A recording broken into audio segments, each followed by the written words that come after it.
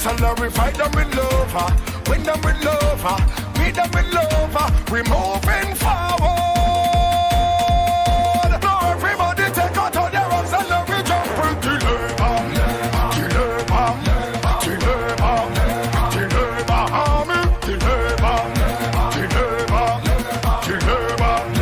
army is a nation of red. A battalion of red. Oh, yeah. We standing up with the comrade. Yeah. Nobody can move way. On the road to progress, we must trod. This labor pride, we can't lose it. Salary fight them with love, win them with love, beat them with love. We moving forward. Now everybody take out all their arms and now we jump into labor, army,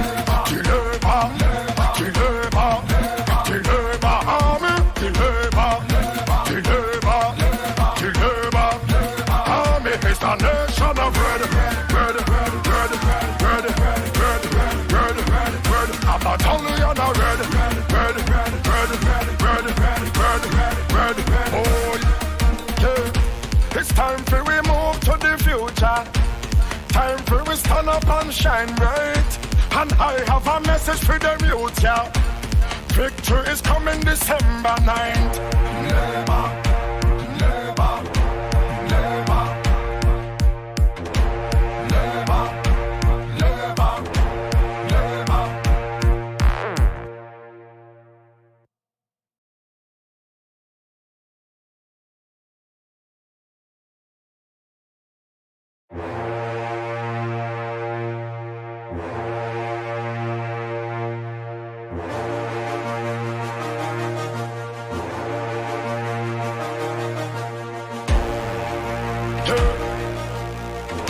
Stand up! Hey, hey, hey. We coming in stronger than ever. We coming in stronger than ever. Yeah, I say, fall in a row. Everybody start jumping to labor. Army, army is a nation of red. A battalion of red.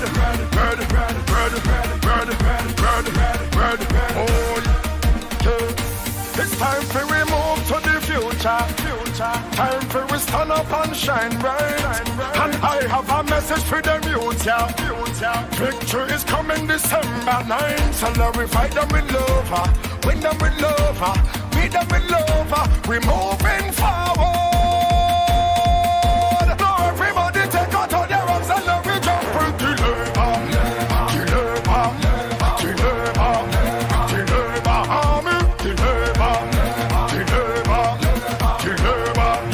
army is a nation of red. A battalion of red. Oh, yeah. We standing up with the comrade. Yeah. Nobody can move way.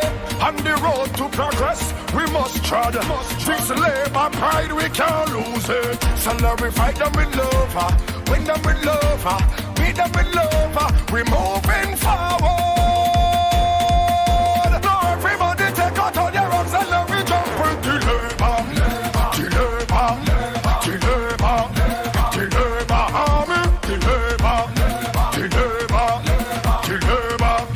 army is the nation of red. A battalion of red. Oh, yeah. It's time for we move to the future. Time for we stand up and shine bright.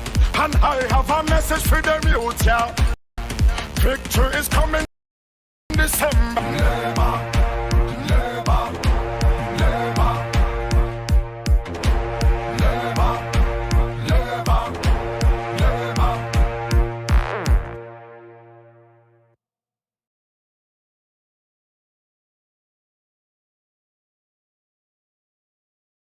Stand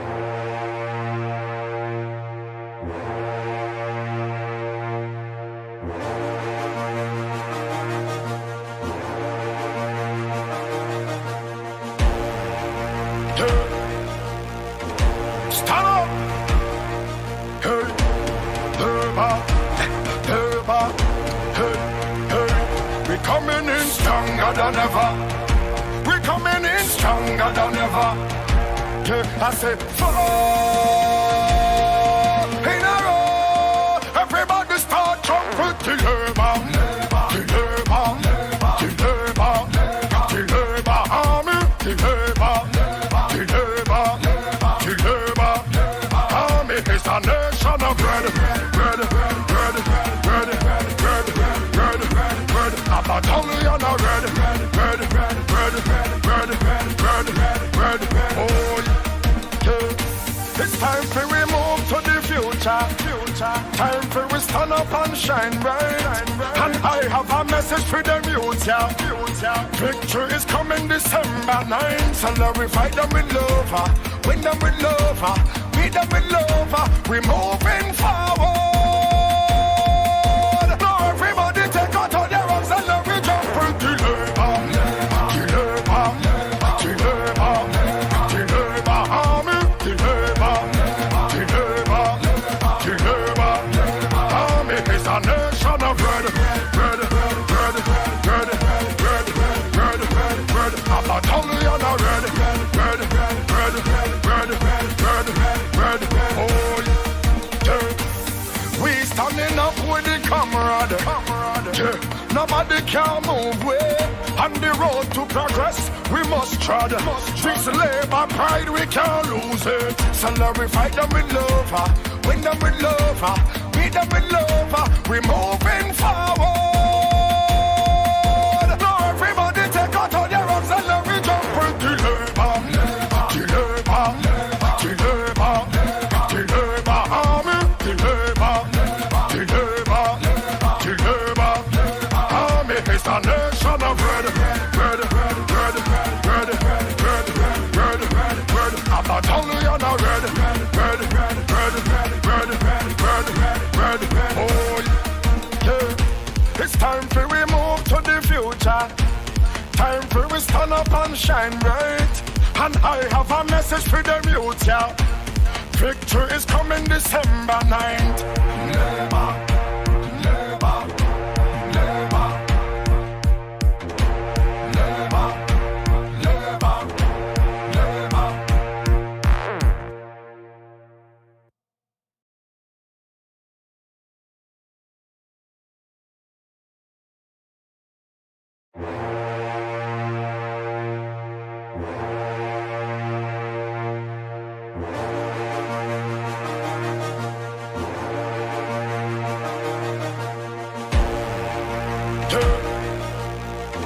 Stand up! Hey, Labour, Labour, hey, hey. We coming in stronger than ever. We coming in stronger than ever. Yeah, I said, fall in a row. Everybody start jumping till Labour. Till Labour, till Labour, till Labour army, till Labour, till Labour, till Labour army is a nation of bread, bread, bread, bread, bread, bread, bread, bread. A battalion of bread, bread, bread, bread, bread, bread, bread. Oh, yeah. It's time for we move to the future. Time for we stand up and shine bright. And I have a message for them youth, yeah. Victory is coming December 9th. So we fight them with love, win them with love, beat them with love. We moving forward. Now everybody take out all their arms and now we jump into Labour. Till Labour, till Labour, till Labour army, till Labour, till Labour, till Labour army is a nation of bread, bread, bread, bread, bread, bread, bread. A battalion of bread, bread, bread, bread, bread, bread. Oh, yeah. nobody can move way. On the road to progress, we must trod. This labor pride, we can't lose it. So let we fight them with love, win them with love, beat them with love. We moving forward. Now everybody take out all your arms and let we jump with the labor, the labor, the labor, the labor army, the labor, the labor, the labor army. It's the nation of red. I'm not only on a red. Oh, yeah. It's time for we move to the future. Time for we stand up and shine bright. And I have a message for them youth, yeah. Victory is coming December 9th. Never.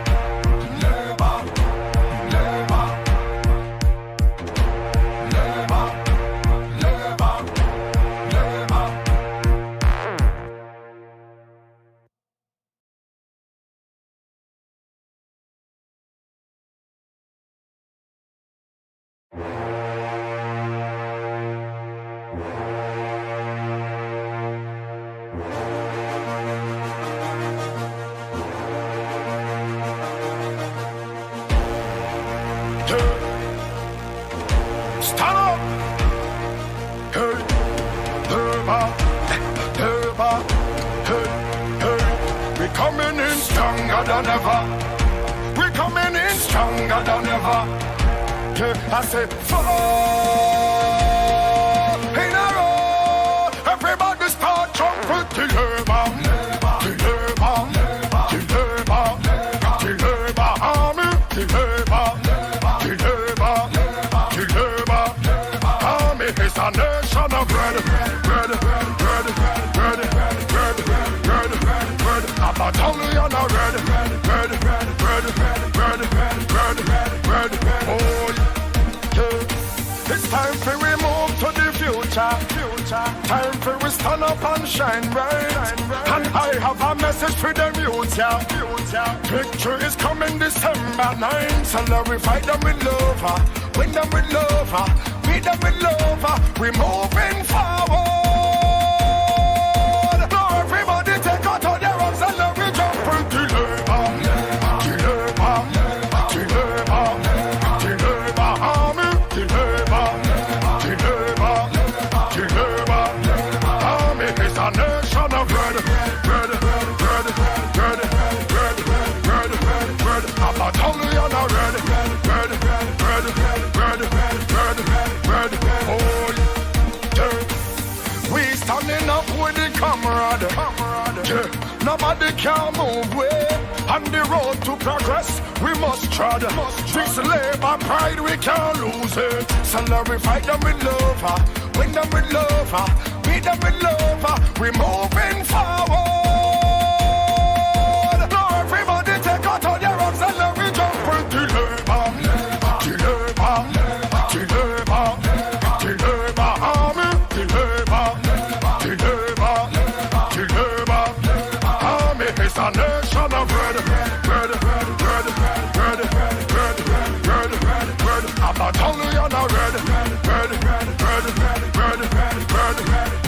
Oh, yeah. It's time for we move to the future. Time for we stand up and shine bright. And I have a message for them youth, yeah. Victory is coming December 9th. Never.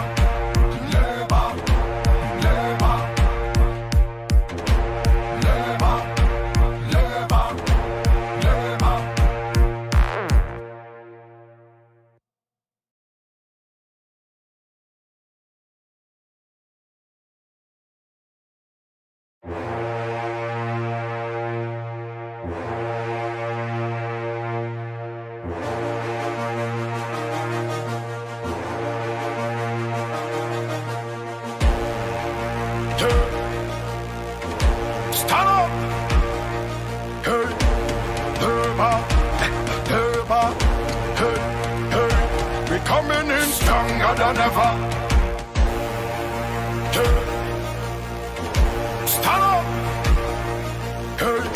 The The NextGenSkn Labour Party invites you to a virtual public meeting with a difference. It's an opportunity to get a close and intimate look into your candidate's plans for your constituency.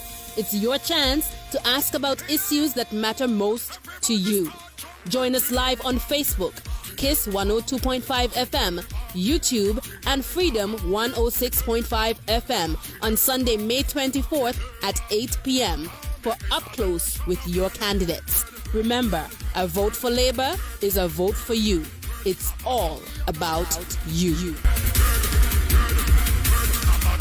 Good evening, everybody. It is all about you here tonight with the St. Kitts-Nevis Labour Party here at our interactive virtual public meeting. This evening is going to be an exciting night. I know you've been joining us online throughout the day and throughout the week and almost every evening, and you're wondering what is new this evening. Well, tonight is going to be an exciting chance for us to talk to the individual candidates and get to ask them questions about their constituencies and how they're going so far in the election and what their plans are coming forward.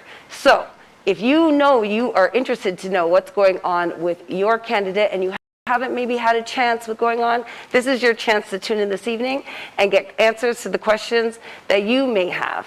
And we're so pleased to be here. Now, I'm not here alone, of course. I'm here with my esteemed co-hosts, both Roma and Nerys, who will join us later. But first, we're going to begin, of course, with prayer. So I'd like to introduce Pastor Solomon Morton of the Church of God, who will begin by giving us this evening's prayer. Let us bow our heads in a word of prayer. Rock of Ages, clear for me. Let me hide myself in thee. O God of Abraham, Isaac, and Jacob, we come before you on this very solemn moment. A moment, Lord, when people are thinking, what should I do? Where shall I go?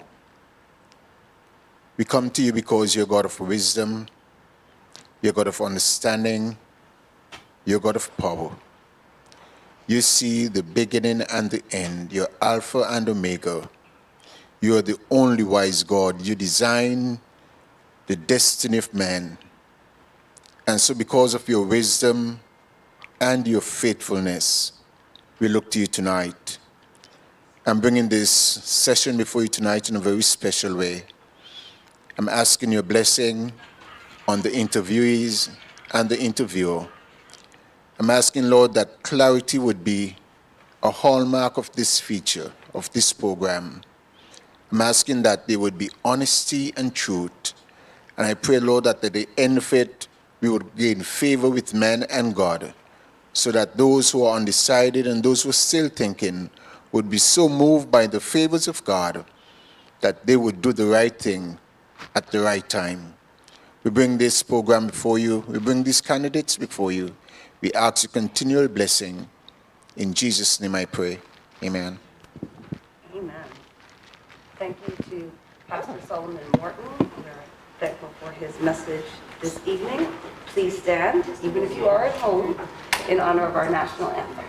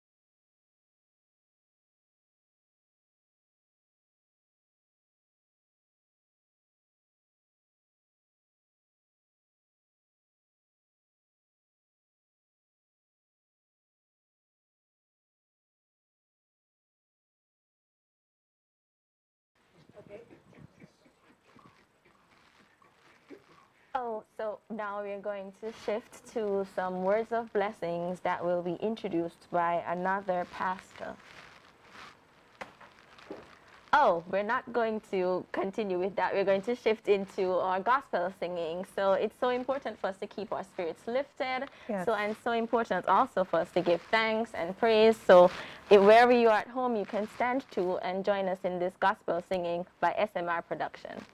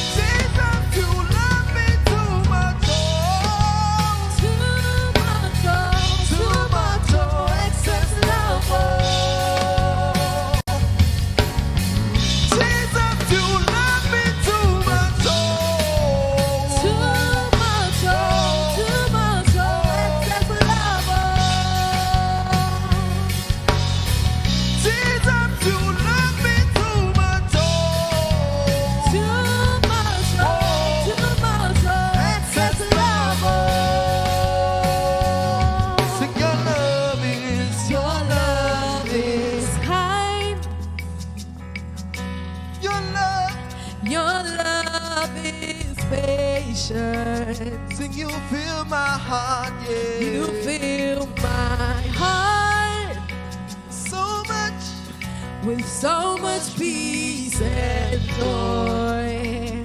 Sing, you're amazing. You're amazing. You make my life feel brand new. Sing, all your promises and all your promises are yea and amen. And amen. You're not a man, you never lie. Come on, help me sing. Jesus, you love me too much, oh, too much, oh, too much, oh, excess love, oh. Jesus, you love me too much, oh, too much, oh, too much, oh, excess love, oh.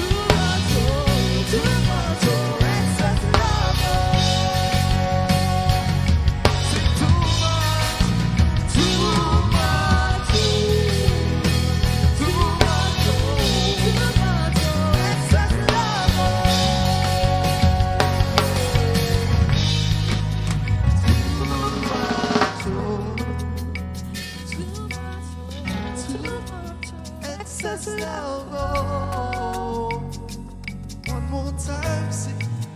Too much, excess love. Oh.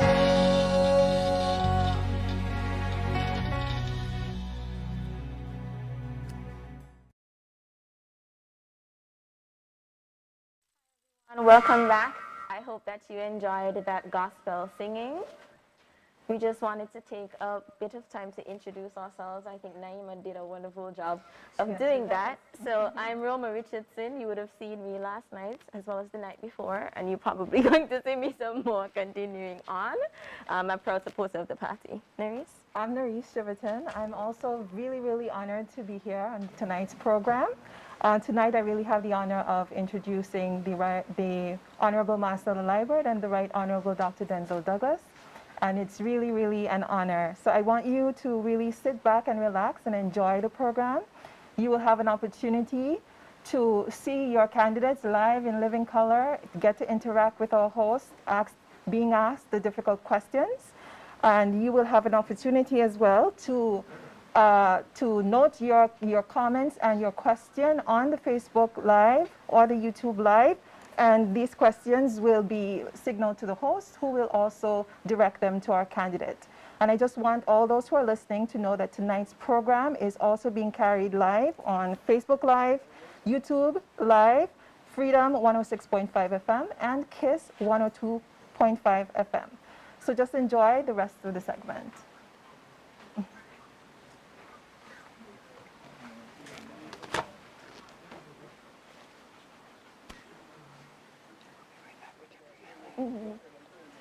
Camera's on.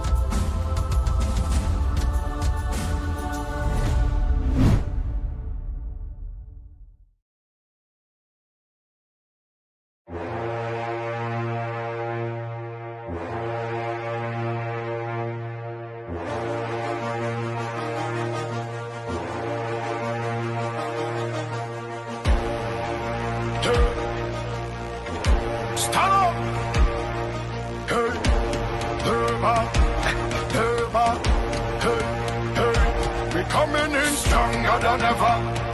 We're coming in stronger than ever. Yeah, I said, four in a row. Everybody start jumping till labor. Till labor. Till labor. Till labor. Army. Till labor. Till labor. Till labor. Army is a nation of bread. Bread. Bread. Bread. Bread.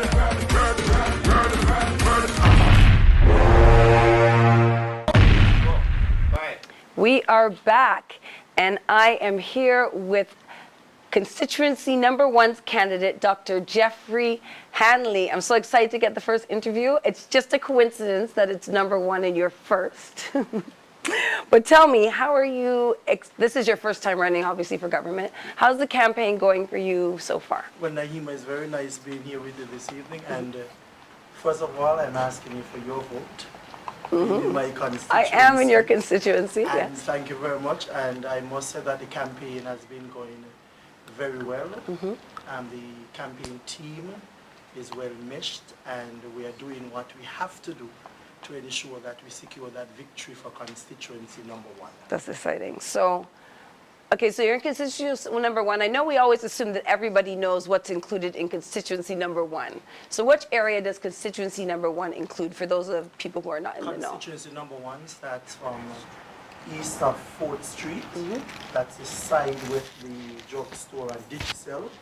Right up on Victoria Road, heading all the way over to the southeast, passing where you're living, right over onto the southeast peninsula. Okay. All right. So let's get right to the nitty-gritty of it, because we have people at home, and we know it's, as we were talking about a little earlier, we want to be considerate of people's time. For those of you who are watching and wondering why I've taken off my mask, we are actually sitting very safely, 6 feet apart, respecting the social distancing guidelines. So now I want to hear about, I think, your platform. Let's start there. What are I'm going to start with the hard question. This week I was having a little bit of a challenge with the churches open up. I'm going to say that's my personal opinion. But I'm interested in your opinion, because everybody had different opinions about the church open. Some people said, everything's open, so the church should be open. They've been asking.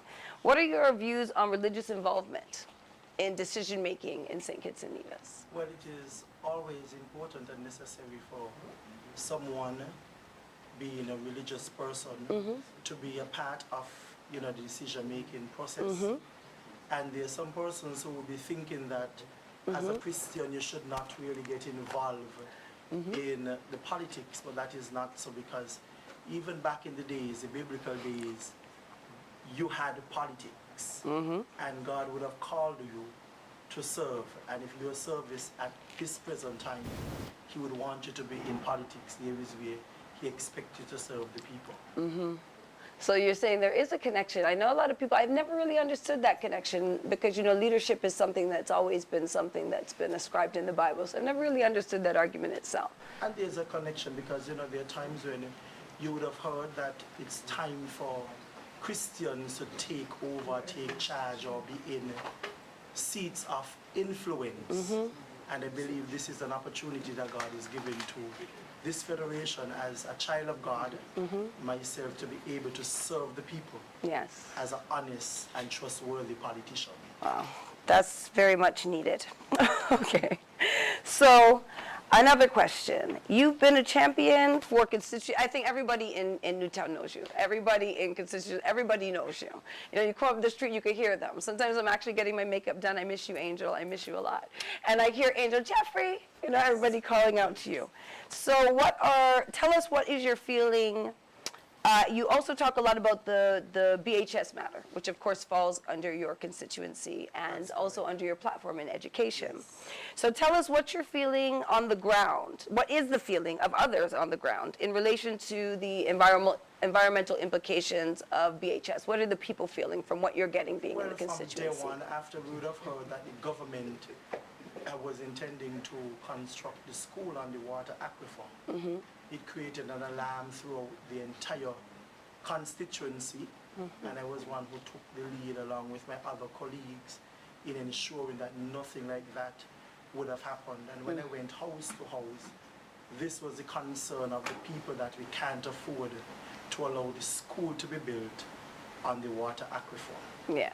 And we would have been saying that we will build a brand new Bastia High School, but we'll build it on the old site, which would have been proven and tested to be good for the school to be built there. Yes, I'm glad to hear that, because people argue a lot about the BHS challenge, we'll say challenge today, but very few people offer a solution. So you're saying that the solution that's being offered is that it would be built back where it was, on the grounds where it's been all this time. The most appropriate site, because the old Bastia High School, which I had the privilege of attending. Yeah, that was my first job at BHS. Exactly. It had a 400 meters track, it had an auditorium, it had a basketball court, it had a netball court. Just about the same things that the new school would have been planning to do anyhow. So we are saying, use the old site and of course give it that look and added features that we know we will be able to do, so that our young people can benefit. Yes, I understand what you're saying. I actually, to be honest, every time I see that new design, I think, well, what's going to happen to the other schools? Like, I know we went to Washington. Bastyr High School had really great labs, and you know they had a lot of things. Each school doesn't always have everything, but that school had really great labs. And I think in the loss of it, and I think when we're building a new school, like what happened to the other schools? Are there plans for improvements of the other schools actually, as well? if you would have been listening on our platform during the campaign, Yes, I'm just being the devil's we advocate, would have because you been, know. we would have been saying that in addition to the new Bastyr High School, all of our high schools and schools in general would be renovated, and there would be much improvement in terms of additions where they can be done. Because I am one who believes that we need to have academic labs in all of our schools, especially for those students who are struggling, whether it's in maths, in language, or whatever. They should have that area in the school where they can go, whether being self-tutored in terms of the programs that will be on the computers, and make sure that they get themselves up to the level that they ought to be. So all of the schools would be renovated and improved with special features based on the needs of the school. Well, that's wonderful. So, okay, we're coming along. I know we have to move along. I can sit here and ask you a lot of questions because I'm sure people have a lot of questions. And actually, it has been a while. Both of us haven't sat and had a conversation. It's actually quite true. We haven't had a conversation in a long time. To feel the connection. Yes, because I work with you so many times. I worked with you when you were a director of youth, and so I'm just familiar with you through that. In fact, now you're looking a little more buff than I remember you being. Like you've been on the trail.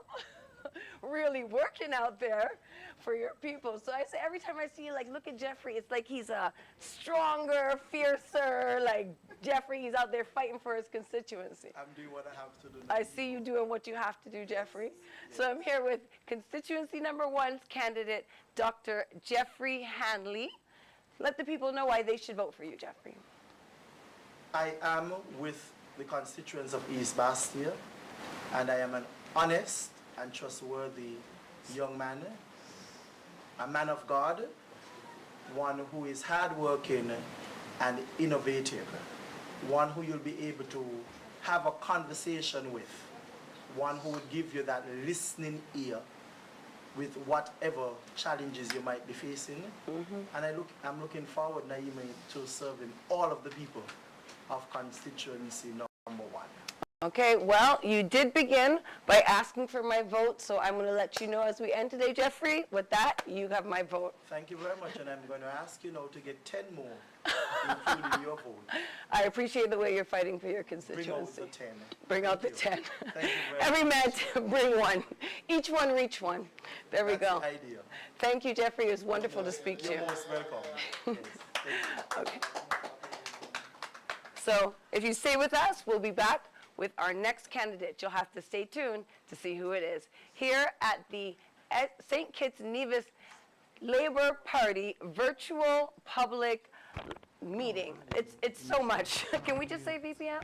Virtual public meeting online here where you're at home and we're here live at Galaxy.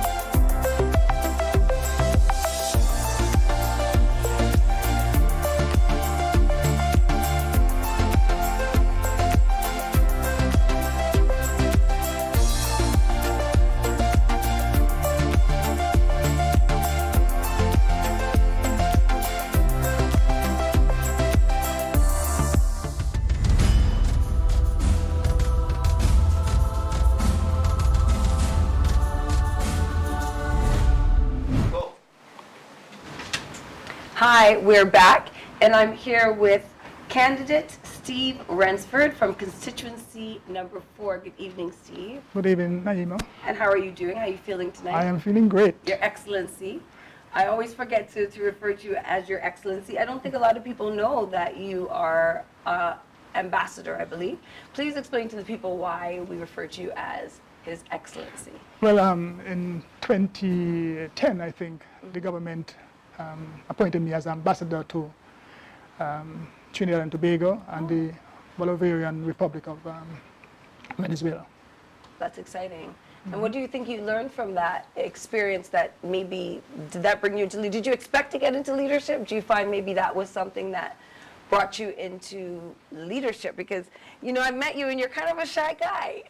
I'm not shy, I'm quiet. You're a kind of shy and quiet guy. I'm quiet. And I know that, like, many people wouldn't imagine that you were going to be a politician. So what is it that spurred you into this role that you're in with today? Well, you see, from ever since I was a young person, I have been in leadership position. I have been leadership position in my village, in my constituency. I have been president of Young Labour around 1980. Wow. I've been chairman of the branch around 1980.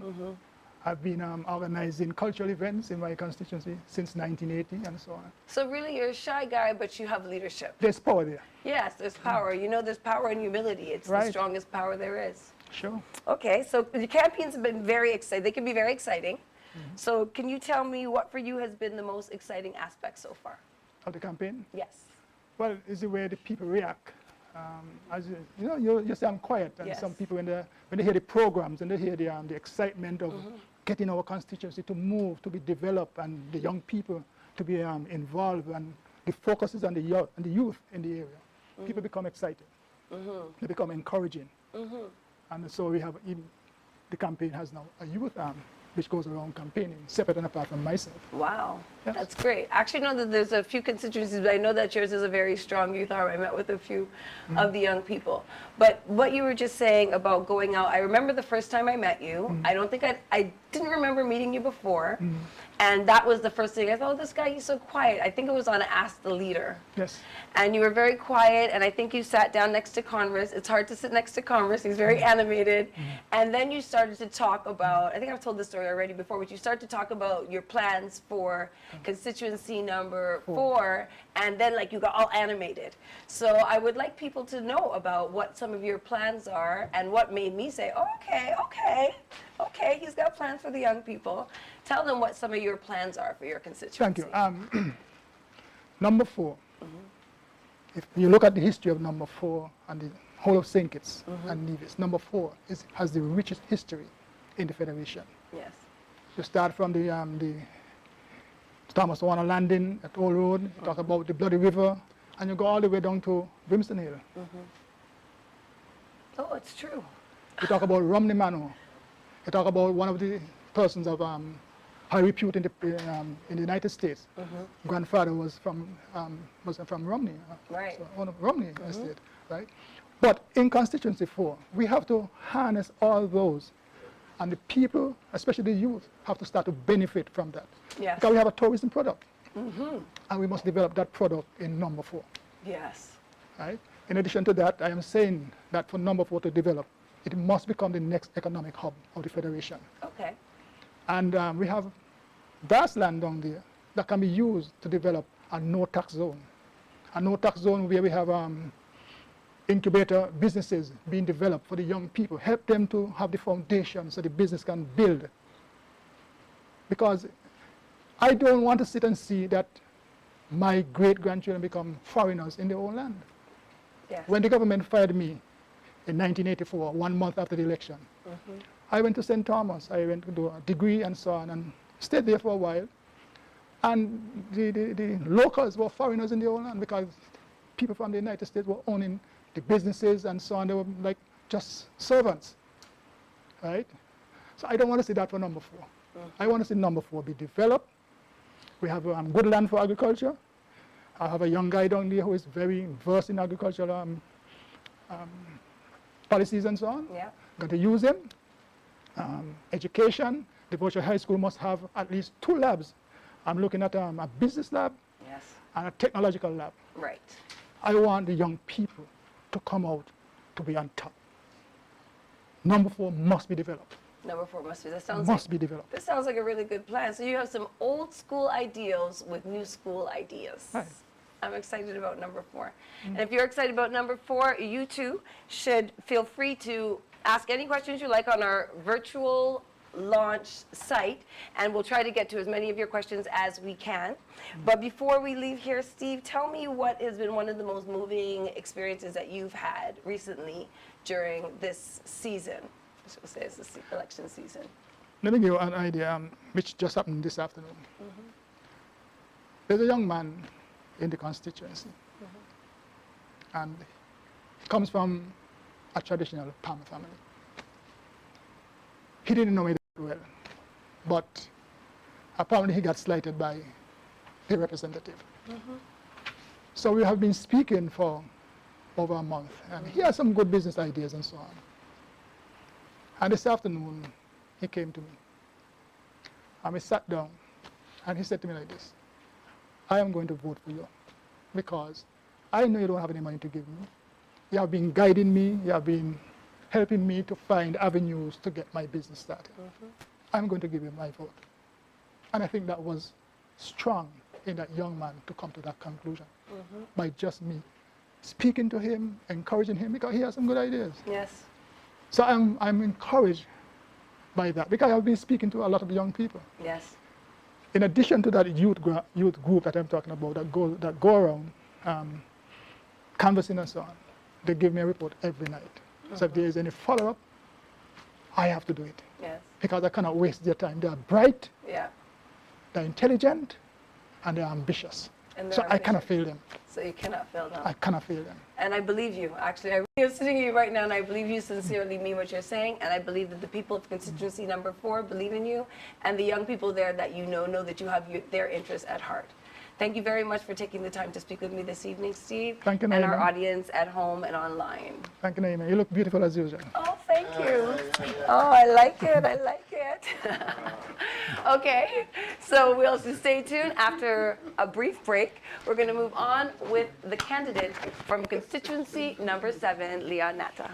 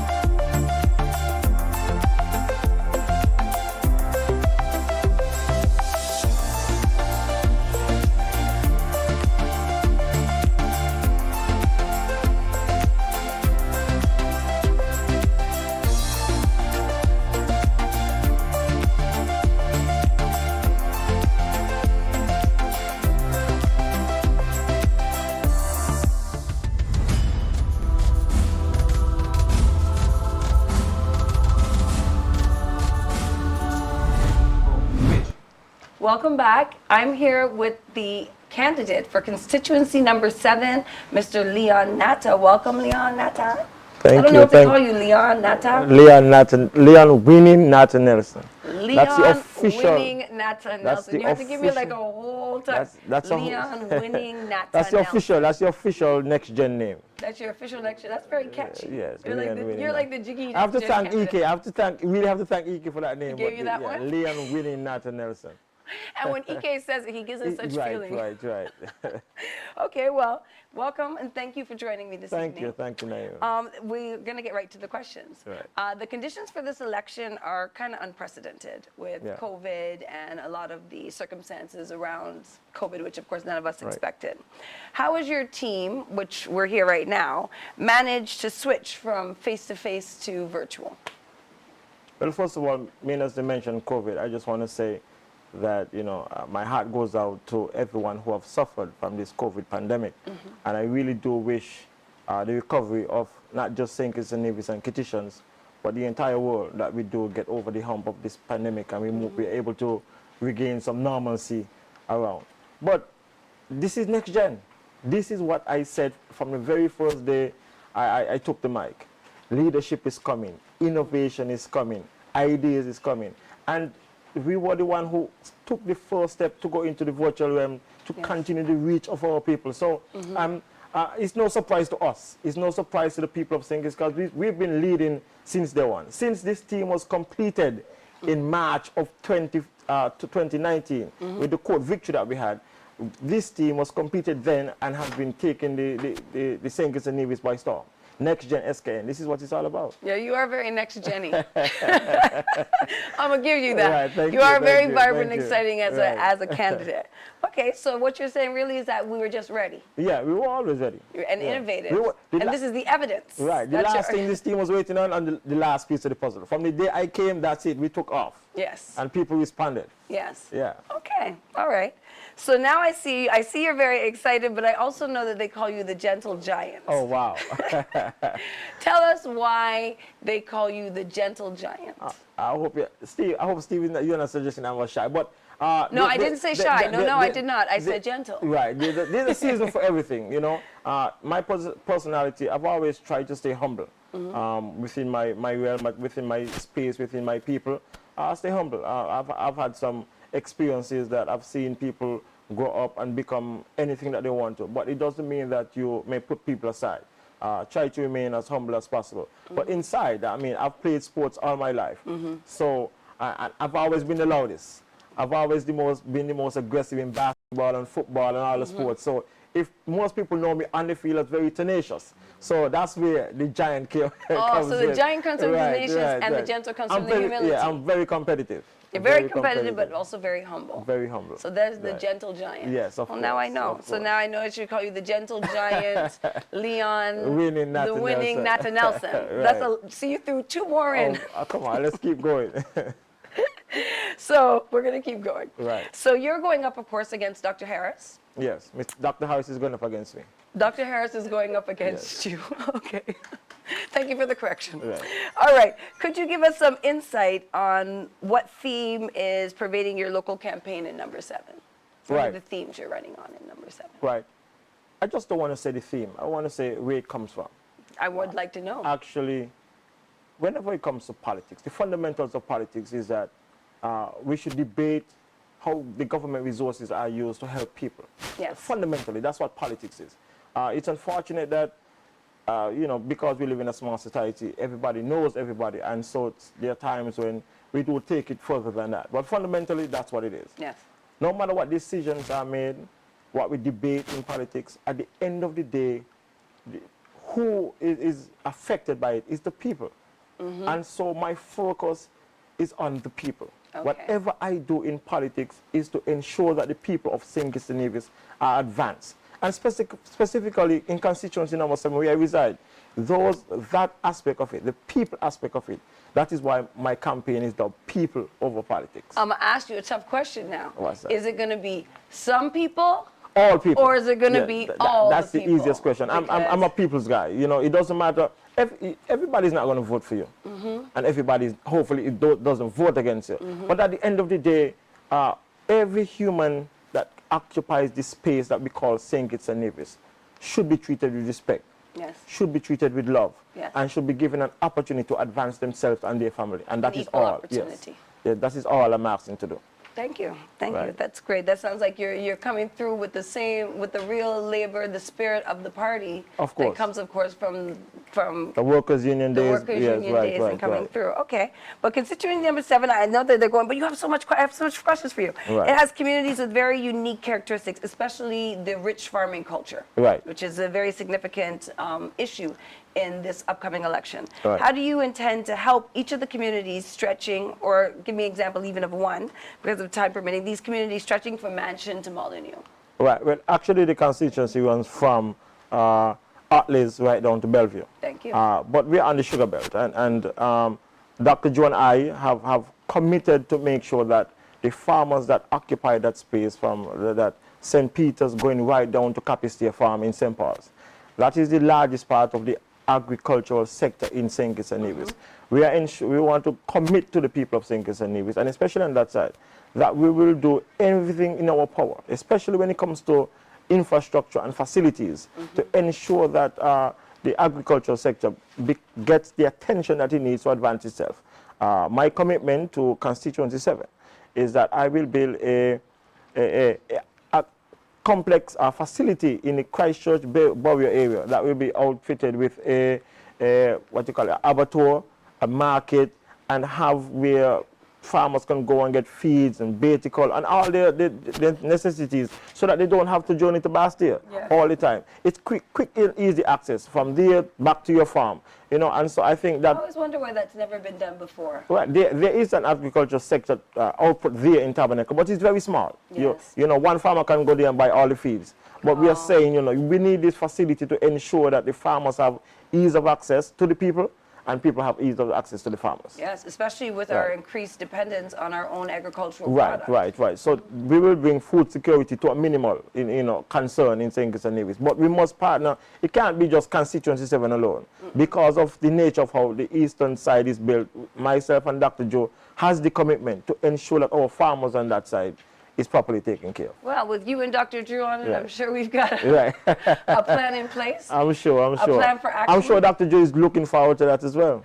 And the people of Constituent, yes. Well, I'm excited to hear about agriculture. I know that that's an important topic for a lot of people. So when your candidate comes, even if he's on his loudspeaker, if you're here right now online, feel free to ask any questions. We know the farmers are a very important part of our community, and they really help to sustain us. They are essential. Right. And one other aspect of that is the business of farming. Yes. We need to ensure that the young people of St. Kitts and Nevis see farming as a business.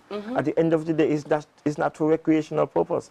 It's to provide food, but provide food in a business setting. So people should see not just lawyers and doctors and so on. Farming actually is a fundamental part of our society, but farming, the business of farming, is a critical aspect of developing farming. That's excellent. Thank you for sharing that. I'm sure that Dr. Jeffrey Hanley will have a lot to add to that when he is setting up the education system. Of course. To add more value to those subjects for young people. Thank you so much for speaking to us. You sound like you have very exciting plans for the people of constituency number 7. This is going to be a historic election, historic in number 7.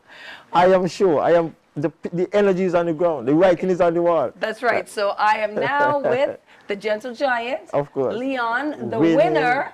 Of course. The winning. Listen, I'm not EK, but I got this. Leon, the winning. Nata Nelson. Of course. I was going to say the winner, Nata Nelson, but it's the same thing. Right. Okay. It will be remiss of me, and I cannot allow Steve to get all the credit. So I will say to you, you are looking lovely this Well, year. I thank you. It's really just the lighting, but I appreciate the work. Thank you. Right. This is why I come out, everybody. You don't know. It's really for the compliment. It's a tough time in Corona. That's true. Thank you so much for taking the time to speak today and to taking the time to speak to the people. Thank you. Thank you. All right.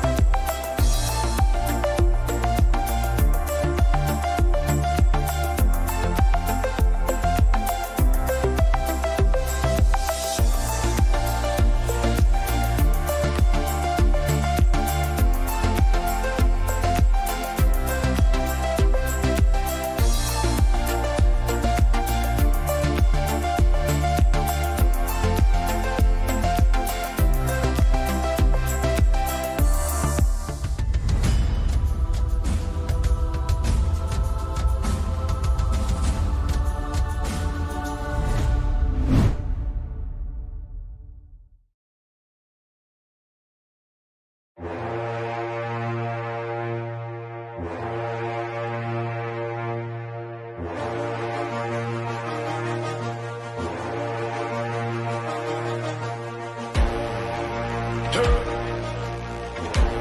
up! Hey,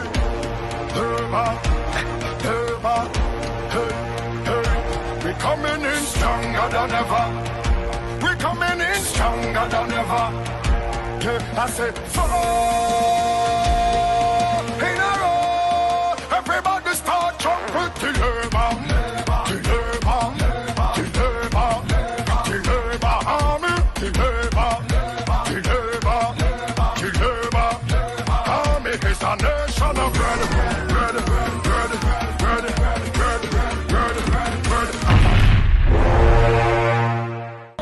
We're so happy to be back again to continue these set of conversations. I have with me Konris Maynard today, and we're going to be talking a bit about national security, all of the concerns of the young people for sure.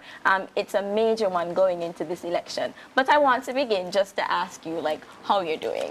Well, I'm doing well. Thank you very much, Roma. It's an exciting time in the Federation. Decision time, and a very critical election is upon us. Well, how's your family? This is a very different situation that we're dealing with. All over the world, people are talking about care work, for example, how people are sharing roles, families especially, and childcare. How have you and your wife been able to deal with that, considering campaign schedule and coronavirus? Right. Well, obviously, it's always a challenge to balance everything, but I think we've been doing a fairly good job. We've always had a wonderful synergy in dealing with the children. We've always shared the roles, you know. Oftentimes I'm the one doing the breakfast, she's the one doing the preparation. But now it's a bit different as well, because the children, as young as they are, 3 and 6, are being schooled at home via Zoom. And so we have to share that as well. So, you know, sometimes Shamara has something to do. So I'm going to take the classes for today. I have to sit, especially with the younger one, Aliella, 3. You know, God bless her heart, but she much prefers to be doing something other than in a Zoom class sometimes. So, but it's been going good. We've been able to manage it fairly well. And I think they're enjoying the time at home, you know. That's very great to hear, and I think that's a call to all of our fathers to step up and be sure to take care of their children, to share the care as we go forward. So I want to get right into your platform now and ask you about how a next-gen government intends to ensure that peace and stability continue to be a main priority for our country. This is a very important consideration for young people especially, so tell us more about that. Right, so it's going to be very important to understand that when it comes to security and peace in a country, it is not a band-aid solution that you need. You don't fix the problem after it has happened, right? And so what's going to be very, very critical in the next-gen administration is the whole system that allows for the identification of deviant behavior from early on and have strategies to nip it in the bud right away. Before you get this ingrained. You know, we hear about it all the time, you know, when you have strong parents and, you know, they knock some sense into you from early on. Obviously, you won't do it quite like that, but there must be a complete structure in place from the government, from the top down, that addresses those issues in the beginning. Additionally, we need to empower our police force and our security forces, etc.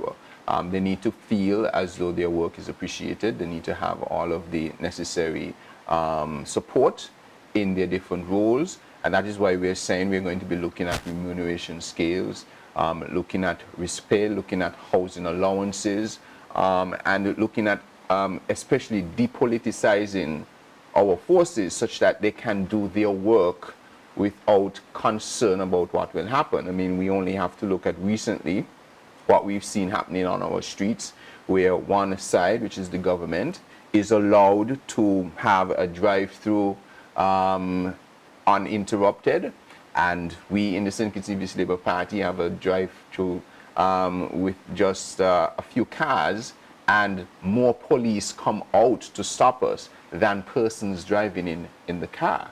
Now, I don't blame the police officers. They have instructions as to what to do. We need to move away from that. We need to make sure that we have a level playing field, but the police force and the security forces must be given that level of independence to know that they are making the decisions and it doesn't matter, they are abiding by the law without a worry that somebody higher is going to be upset with them. Well, I love what you said about that, because it's so very important. And I mean, people see when there's unfairness, particularly coming from police. And part of the things that we have to consider is the relationship between the police and the citizens that they're there to police, right? So I feel like it's so important as well for police to consider what they're doing in their communities, how they are connecting with people, whether they're able to, you know, say good morning, how you're doing, and those kind of things, and the receptions that they get from their community as well. So I feel like I really appreciate what you said here, because it's so important for us going forward to improve that relationship there. I recognize too that some of these issues that we hear coming from citizens can come out to, like, when you're canvassing. In your constituency, what do you think is, well, what have you heard is one of the main issues, one of the main concerns, and so what is like your main priority going forward? Right, well, there are a couple that keep coming from everyone, or, you know, a large percentage of persons that you speak to. One, of course, is housing and land ownership. That is a critical issue for many people in my constituency who have seen the tremendous progress that the St. Kitts-Nevis Labour Party has made in housing. And it's like, I want my turn, you know, I want that opportunity to own my own home, my own land, etc. Especially coming from persons who were largely landless and propertyless just 50, 60, 70 years ago. So in their household, they may not have someone who has owned land before. And so housing is a critical area, and that is why we are committed in the NextGenSkn administration to build 2,000 homes minimum, and in my constituency at a minimum will be 200 based on our ratio, 200 to 250. But we have three different categories which I just wanted to stress very quickly when it comes to housing. One, the traditional way which we're accustomed to, the affordable home. But what we recognize, there are some people who I meet who they may be overqualified for a regular affordable home, but they're struggling when they go to the bank. Maybe they have a student loan, maybe they have a car note, maybe they're dealing with some things with some bills and their children, and so they're stuck in the middle. They're paying rent, and the rent that they're paying, they're saying, well, I can afford a home with this. That kind of sounds like people like me. And so what we're saying is that we're going to create a new section within the NHC that is going to be geared towards that middle income bracket that is struggling to get to the bank, but a little overqualified for the affordable home. And then finally, the new segment as well, which we intend to implement, is what we call the bundle of materials. So sometimes you have a lot of young men, for instance, who may not have had the opportunity to own their own home.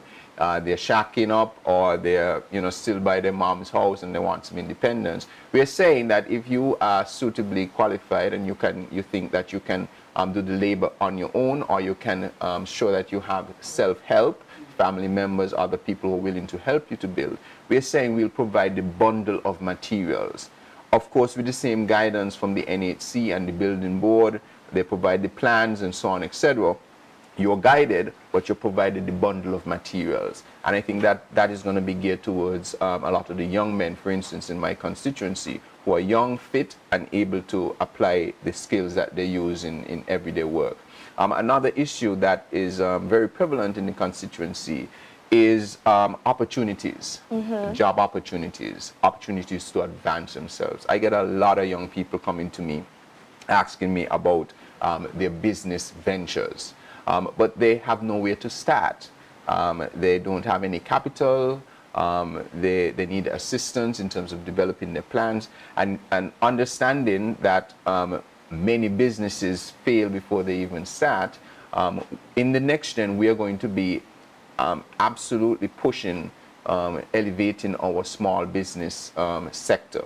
So we're going to be providing a number of things that are going to empower our small businesses. In my own constituency, we're going to build a small business mall complex so that that young person who is sitting on a veranda dreaming that they had their own space can now visualize and say, you know, shortly on the NextGenSkn, I'm going to have my own space. I'm going to have my storefront. I'm going to be able to post my things, advertise on social media and so on. Welcome to my professional space. Whether you're doing hair, whether you're doing nails, whether you're doing spa, salon treatments, plumbers, electricians, and so on. But added to that, apart from providing them with the space, which they would not otherwise be able to afford, we're saying in NextGen that we're going to have an up from zero tax plan, such that when they start, there are no taxes, there are no application fees until their business is up and running.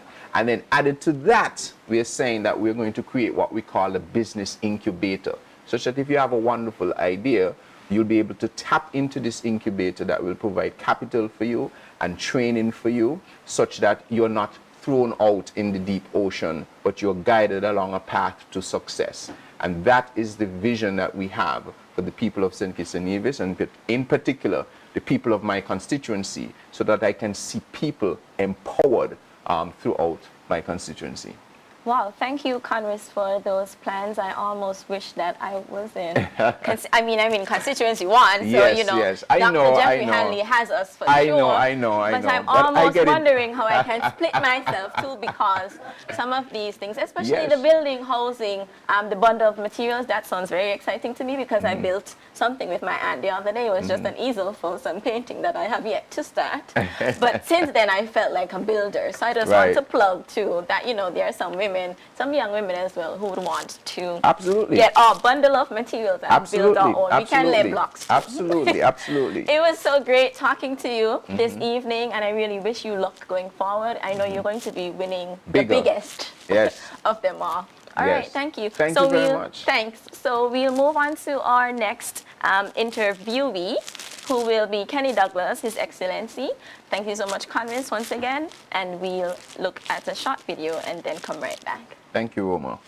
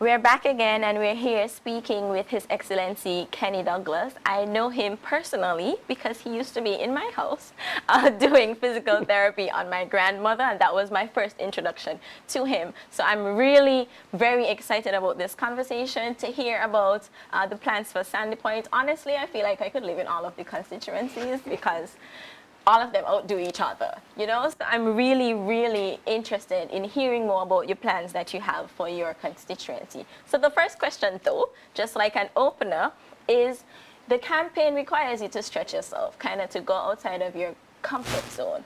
Who do you feel like are the most exciting and interesting people that you've met? Wow. A very big question.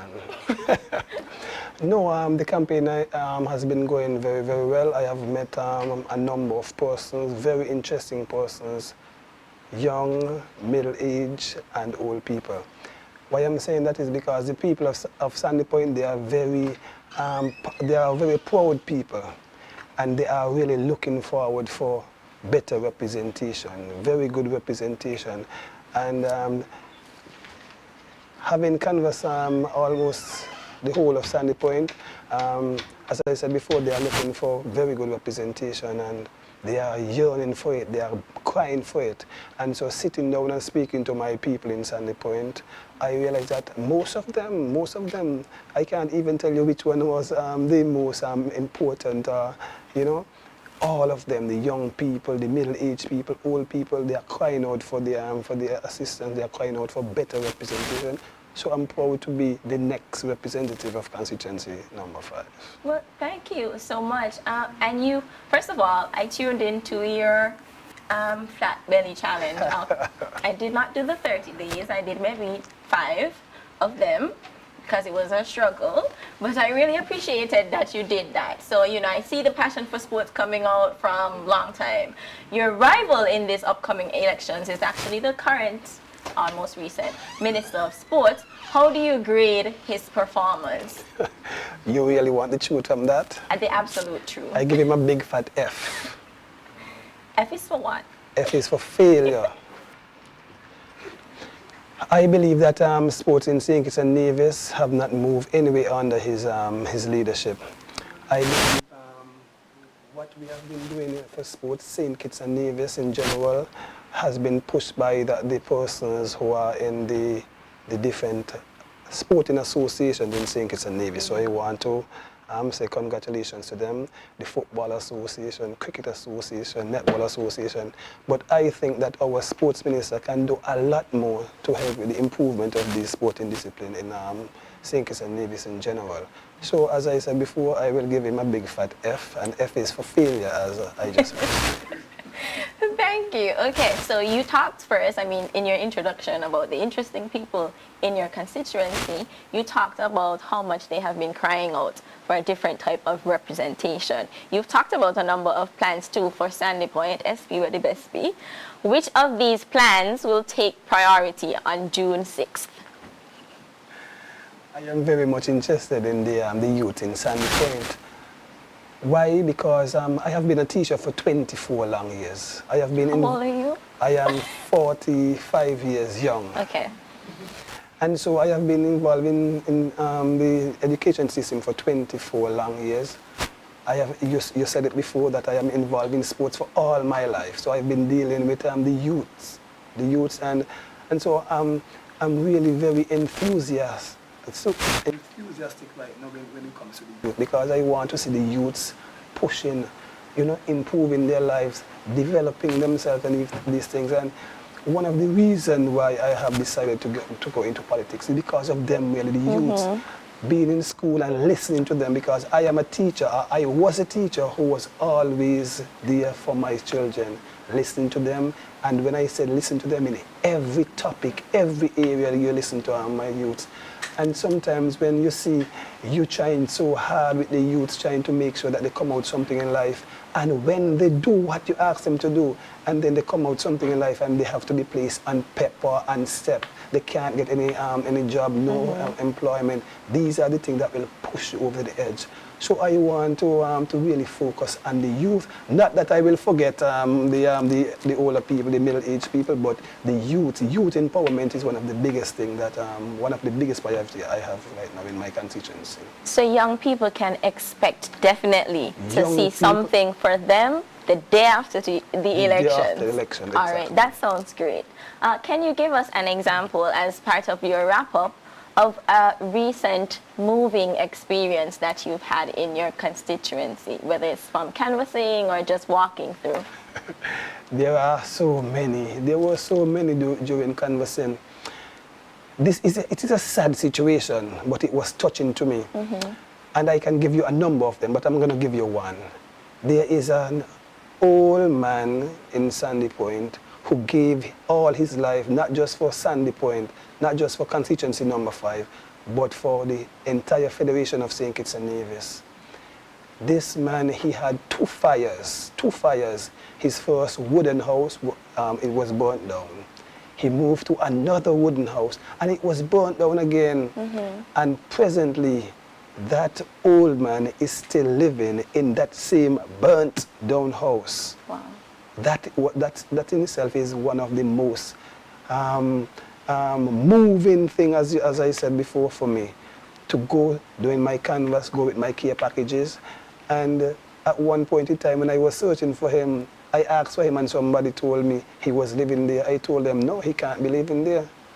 This is one of the most touching thing for me, to see that someone who has spent all his life in the cane fields, working hard for our people, bringing our country to where it is at this present moment, and to see that he is treated like that by our people, that is very, very touching to me. And some of these are things that is pushing me. As I said before, I serve my community, my country all my life. But there was this extra level that I wanted to go so that I can reach these people. And so that was one of the most touching part of my canvassing so far. Thanks so much for sharing that story. And I think we can all expect for you, when you're looking after the youth, you know, as priority June 6th, to also prioritize this person that you've just talked about in your story. I know that I trust you so much. I am looking forward to taking care of the people of Sandy Point because they have been neglected and rejected for 5 long years.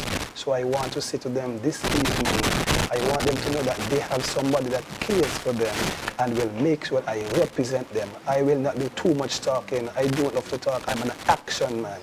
I love to be a representative, and I'm asking the people of constituency number 5 to vote for Kenny Douglas. Kenny Douglas will make Sandy Point a better place to live. Thank you so much, His Excellency Kenny Douglas. We'll move into our next interviewee, Dr. Terrence Drew, right after a short break.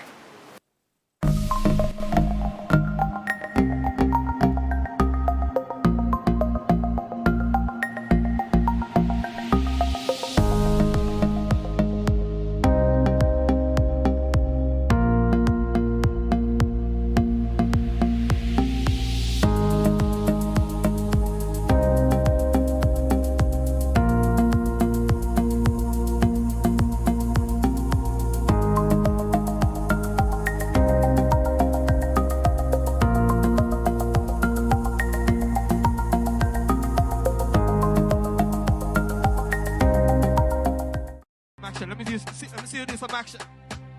We press it, we press it, we press it, we press it, we press it, we press it, we press it, we press it, we press it, we press it, we press it, we press it, press it on.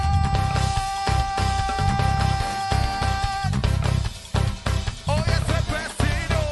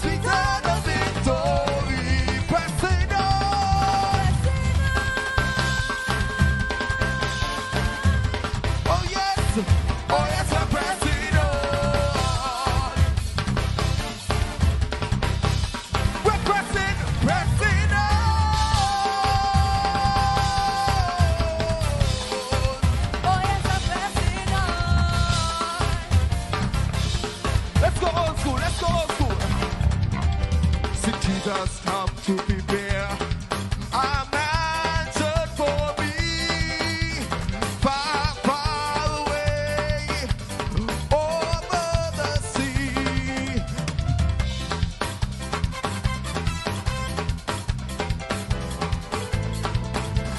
Jesus come to prepare a mansion for me.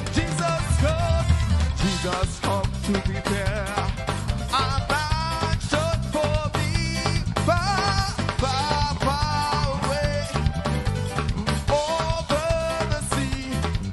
No sickness, no troubles, no pain and no woe. Jesus come to prepare a mansion for me.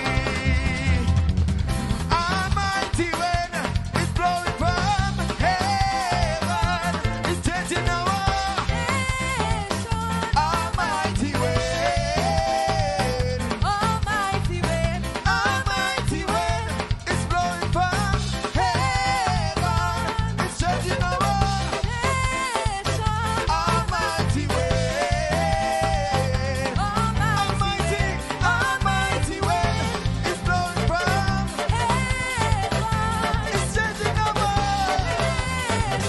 almighty wind. One more. Almighty wind is blowing from heaven, it's changing our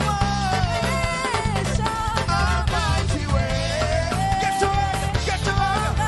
Sing blow wind, blow, blow wind, blow, blow wind, blow, blow wind. Somebody sing blow wind, blow, blow wind, blow, blow wind, blow. Sing blow wind, sing blow wind, blow, blow wind, blow, blow wind, blow, blow wind. Somebody sing, sing, sing, sing. What kind of church is this? This is a Holy Ghost church. What kind of church is this? This is a Holy Ghost church. What kind of church is this? This is a Holy Ghost church. This is a hand clapping, feet clapping, body rocking, devil dancing. true blue red hot Holy Ghost. What kind of church is this? This is a Holy Ghost church. What kind of church is this? This is a Holy Ghost church. What kind of church is this? This is a Holy Ghost church. This is Hand clapping, feet clapping, body rocking, devil dancing. true blue red hot Holy Ghost. Glory, glory, Lord. We give you glory, Lord. Yes. You are a mighty God. Glory, glory, Lord. We give you glory, Lord. Glory, glory, Lord. Glory, glory, Lord.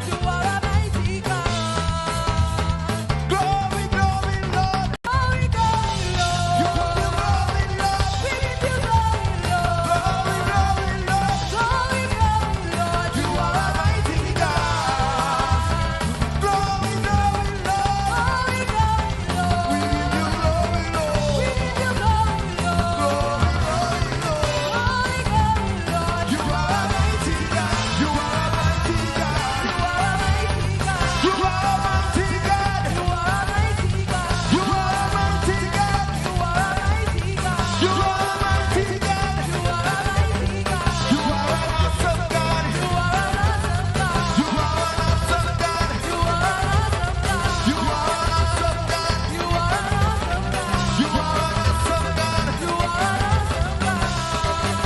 Oh, you are an awesome God. You are an awesome God. You are an awesome God. You are an awesome God. You are an awesome God. Welcome back to our virtual public meeting this evening, which takes a different format. I almost was going to say that we're up close and personal with the candidates, but we're actually socially distanced, but still personal. And so I'm speaking with my next interviewer, Dr. Terrence Drew. First of all, let me say my cousins love you, so they're probably swimming in envy right now, which works perfectly fine for me. So we're going to talk a bit about health, about you. You're a doctor. I've been to you as a patient a few times, and I've seen how you are a very caring doctor. very patient with your patients, Yes. considerate, caring, kind, and so on. And I want to know, when you become the next representative for constituency number 8, I mean, it's long awaited. People have been bawling out for this. From when will you miss being a doctor? Well, I think that I will still be serving in some capacity, as I'll be in the Ministry of Health, as was said and revealed by the deputy leader of our party. So I think being in the Ministry of Health will allow me to serve in the capacity, or a capacity that will still allow me to be touching medicine and be touching people, maybe more from an administrative standpoint. But I plan to, and have put in place, to continue to do my medical outreach to a number of the elderly patients that I have, and to have some, junior doctors, younger doctors with me, or even students, to, continue to pass on the knowledge. So even though there might be some limitations in the day-to-day contact, once a doctor, always a doctor. And just to say something, we still socialize, but there's some physical distance, but we still have socialization taking place. So the concept now has shifted from social distancing to physical distancing. Okay. It's just medicine, it advances. All right. Yes. Let's shift a bit from health. We're going to come back to it, but let's Yes. just shift a bit to talk more about what you see outside of health as like the vision for the country. What do you think will take us to the next level? Right. I think what would take us to the next level is really being innovative and being visionary, and the willingness to try new things. For example, when I traveled to Germany, it was, in that spirit. Let me go and meet people who are on the cutting edge of things. What can we learn from them? What can we bring back to our country? So when I went there, even though I did a number of visits to hospitals and universities, I also made contact with persons who were in sports and so forth, especially football. So how can our footballers here benefit from a relationship with Germany? So it goes beyond health and into other aspects of our society. So I think really trying to be on the cutting edge, being innovative, visionary, trying new things, making us a country that will take, not risks, but not risks that we call it stupid risks, but calculated risks, really to help us to get us there. So I think we have to be on the cutting edge, or we have to be what? Next gen to get there. Well, I want to know a bit more about the partnerships with Germany, because I had no idea about the football part of it. Can you talk a bit more about that? Like, what new things can we expect June 6th and going forward based on that partnership with Germany? Well, my trip to Germany, I think, and I want to thank Edward at this time for facilitating it to a great extent. It allowed me to meet with a number of persons to the point where we are going to form a St. Kitts-Nevis Germany friendship group, and that will be an umbrella organization through which a number of initiatives would be launched in all sectors, really. One of the questions I was asked when I was in Germany is, why are you just coming? Why haven't you been here before? I mean, they have so many opportunities. For example, one of the things that we're going to establish here is a sickle cell center of excellence. We have met with the doctor who is curing sickle cell in Europe, has the largest sickle cell clinic in the whole of Europe, and she's curing sickle cell, and so people can grow up without the disease. Or those who can't be cured, who are much older, they can still be cured, but it is much more difficult. They are being treated very effectively. And when I saw the West Africans who came over sick and were cured and living normal lives, that to me was touching, and that's something that we can almost immediately bring here.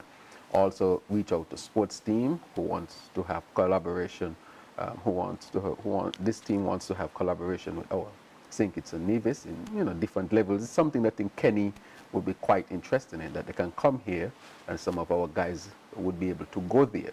And it goes into scholarships and opportunities to study in technology and so forth. So the field is wide and open, and the opportunities are vast. And I'm very, very excited about it. I haven't gone into depth with that until tonight. I had mentioned previously about the Sickle Cell Center, but tonight I'm going a bit further. So I expect to see our young people traveling to Germany for studies and other things, other exchanges and so forth, and that would benefit us tremendously as a people.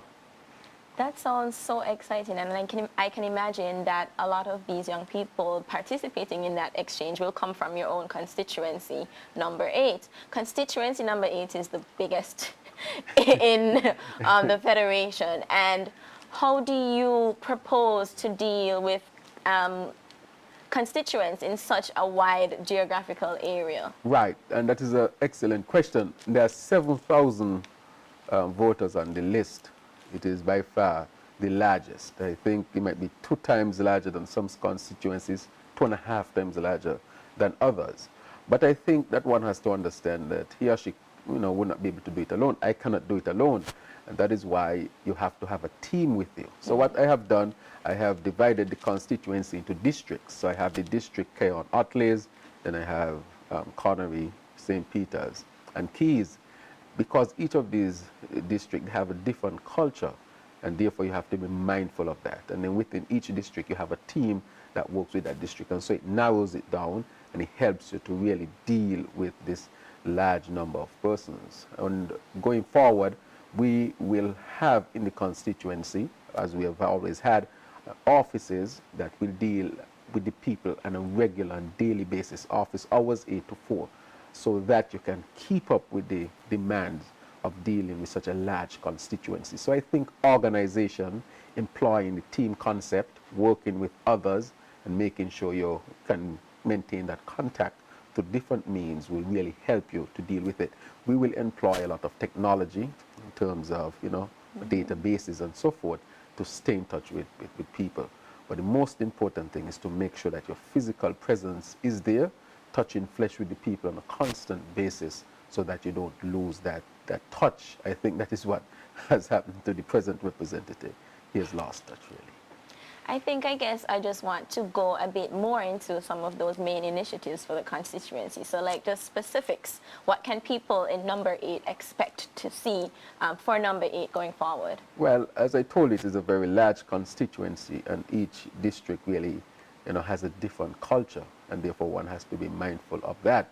So if I mention one major initiative, but economic activity and the development of the possibilities to have small businesses and small enterprises, that I think would be one of the major thrusts. I want to see young men, a lot of young men, young people, but not limited to them only, getting into small businesses. For example, Leon spoke about agriculture and the collaboration that we have discussed when it comes to agriculture, because we want to develop Green Hill into agricultural hub and become the agritourism project, really. That is one of the things we need to do. Now, each district, as you go through, we will also develop the healthcare services in the district, not only at the clinic level, but also at the home care level for the elderly and the shut-ins and so forth, so that we can help to deal with them and deal with it. When it comes to sport, as you know, number 8 is a sports hub also, a powerhouse in sports, especially football. And so we are going to make sure that the facilities are developed in St. Peter's, Keys, Konris, and Keyon. They had already started, they just need to be finished. They have been neglected by this government, but we need to develop those some more for the people of constituency number 8. So economic activity, agriculture, tourism, sports, we are going to start pushing the constituency so that we can develop it more. And of course, housing. Housing would have to be one of the most important activities in the constituency. It will generate jobs, but it will also bring the comfort of a home to many persons who are now demanding that. Thank you. Well, this obviously is another constituency that I have to. Yes. Last question for you is just for you to tell me about a recent moving experience that you've had in your constituency. Right. I'll give you 2 very quickly, because with 6,000-7,000 people there. I met a gentleman in St. Peter's. He had been in cattle farming all his life. His grandfather moved to St. Peter's maybe in the 1930s and started the farming business, livestock farming, and passed it down. And so he has this concept that, your insurance, so to speak, or your retirement plan is really into investing in cattle herding. And so he had bought a large, herd, and he had them and say, every few months he will sell one, and say each one will cost about $3,000, and that is what kept him going, and he's already in his 60s.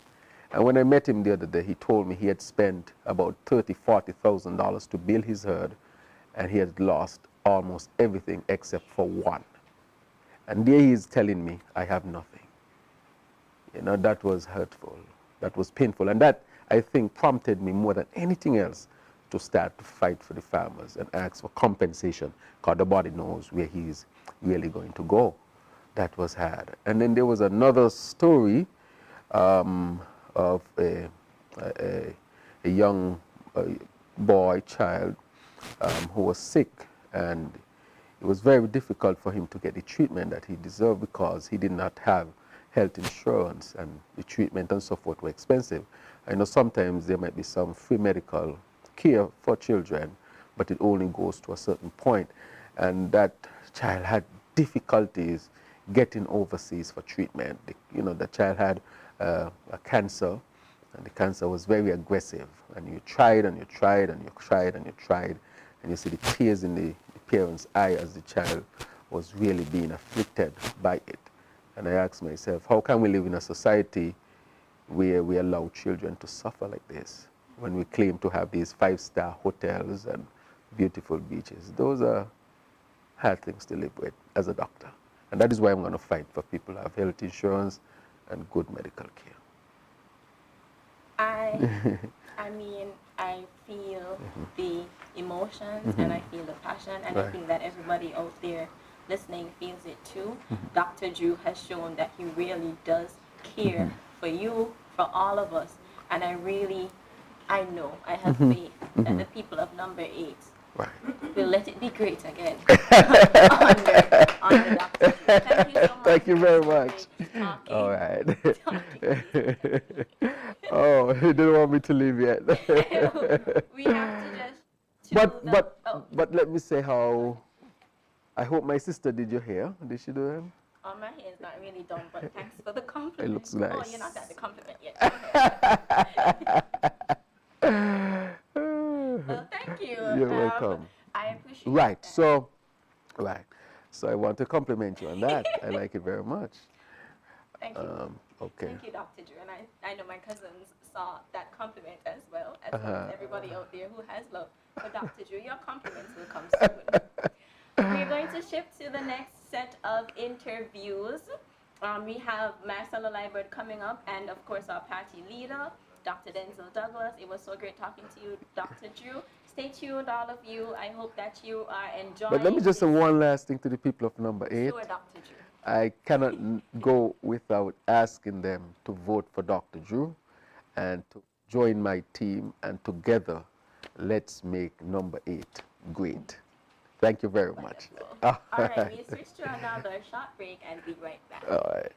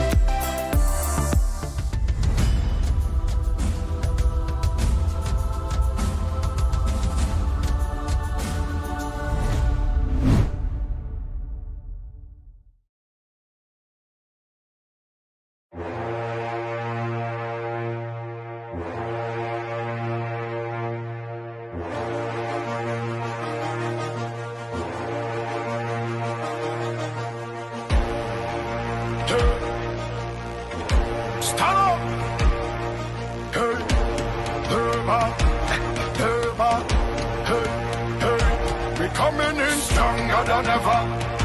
We coming in stronger than ever. Yeah, I said 4 in a row. Everybody start jumping till you're bomb. Till you're bomb. Till you're bomb. Till you're bomb. Army. Till you're bomb. Till you're bomb. Till you're bomb. Army is a nation of red. Red, red, red, red, red, red, red, red.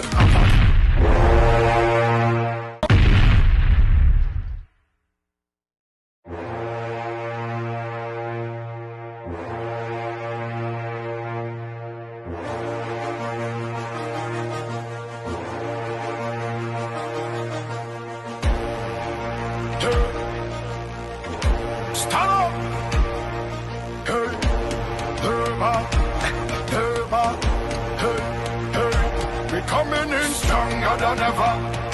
We're coming in stronger than ever. Yeah, I said 4 in a row. Everybody start jumping till you're bomb. Till you're bomb. Till you're bomb. Till you're bomb. Army. Till you're bomb. Till you're bomb. Till you're bomb. Army is a nation of red. Red, red, red, red, red, red, red. Now, good evening and welcome back to our program. The next person I want to invite to the hot seat tonight is none other than the Honorable Marcella Liburd. She is one of the most humble people I know. In fact, I actually consider her to be one of my greatest role models. She has been with me over the years, and she has been a powerful, powerful source of encouragement for me. She's someone who is very down to earth. She's someone who you can approach on any matter, on any issue, at any time, and she will always be ready to assist. But behind, we've all seen very recently a different side to the Honorable Marcella.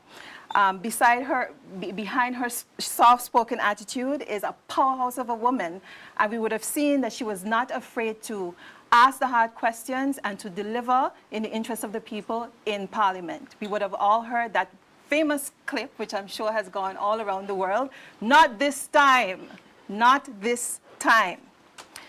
She is a parliamentarian who has been representing the people of Central Bastille for the last 10 years. She was born and raised in Dorset, so she is one of you. She is one of the people of Central Bastille, and she's a representative who will stand by and stand up for your interests.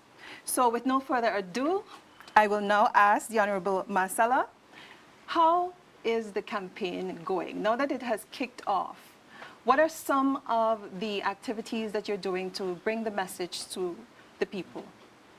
First of all, let me say a very pleasant good evening to all who are logged on to this conversation this evening, and of course to all who are listening.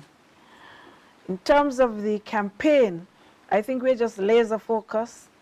We have a plan that we're executing. We're on track to victory on the 5th of June. Very good. I like that. So we'll just get right into it then. We have a panel of all female interviewers tonight. What has the journey been like in the Kitts-Nevis Labour Party in ensuring that women become a regular feature in the forefront of this great party of ours and participate in the decision-making processes of our leadership? Well, it's the Kitts-Nevis Labour Party, as you would know, was really responsible for the advancement of women in St. Kitts and Nevis. It was the party that nominated the first female parliamentarian in Ada Mae Edwards. She was also the first female speaker, and that was in the 1970s. And then we had Ermine Quealy, who ran for the party, the first female candidate to run for office. She ran on a party in Nevis, on a ticket that had St. Kitts-Nevis at the time. St. Kitts-Nevis Labour Party contested seats in Nevis, and she ran on a St. Kitts-Nevis Labour Party ticket. She did not win, but she brought a lot of courage and encouragement to those of us who have come afterwards. We also had the first senator nominated in the parliament, in Mrs. Eugenie Kondo. So all along, in terms of women in leadership, it was the St. Kitts-Nevis Labour Party who was leading the way. And of course, we had Jacinth Henry Martin, who was also an elected parliamentarian, or first elected parliamentarian in St. Kitts-Nevis Labour Party, and then myself. Apart from that, a lot of the women who are accomplished today would have to look back to what the St. Kitts-Nevis Labour Party did as to why they are where they are today. For example, when in the end we had comprehensive education, women at that time, the girls at that time, did not have access to things like chemistry and physics. And so that is why we really had no female doctors. And so after that they had the comprehensive education, then women had access to, like say, physics and chemistry, and you see the result today. Look around, you'll see how many female doctors there are, right? It was the St. Kitts-Nevis Labour Party who gave us the right to vote. Women could not vote before 1952. And so you'd see that women now were able to vote after we established that right to vote in 1952. And of course, in terms of the housing revolution, it was the St. Kitts-Nevis Labour Party who had a policy of ensuring that women, especially single women, were given houses for their families so that they'll prevent them from moving from place to place to place and be able to empower them in terms of home ownership. So all in all, I think the St. Kitts-Nevis Labour Party were responsible for the advancement that women have made to date. And I myself really looking forward to see more women taking part in elections, being part of an electoral team as we have. And I think that is going to happen also in the next election because, as you can see, women are taking more and more leadership positions, which would help them to make that plunge into the political arena. Yes, and I'm really looking forward, and I'm super excited to see what the Next Gen Labour Party has in store for women in our country. I'm sure you have much more plans to come. Now, this is a perfect opportunity to really share some of your key plans for the development of your constituency. As many of us would know, the Honourable Marcella Liburd is very passionate about certain things. She was the one who would have been behind the establishment of family parks in the area.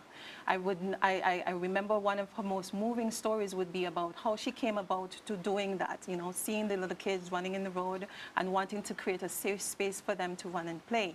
She would also have recently started a foundation to assist preschools, private preschool owners, giving them the support they need and also providing laptops for the children.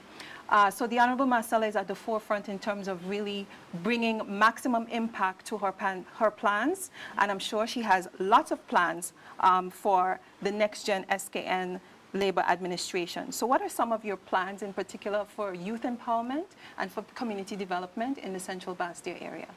Well, in Central Bastia, because of the COVID, we had our plans in place prior. Yes. We had to shift some of the items in terms of priority.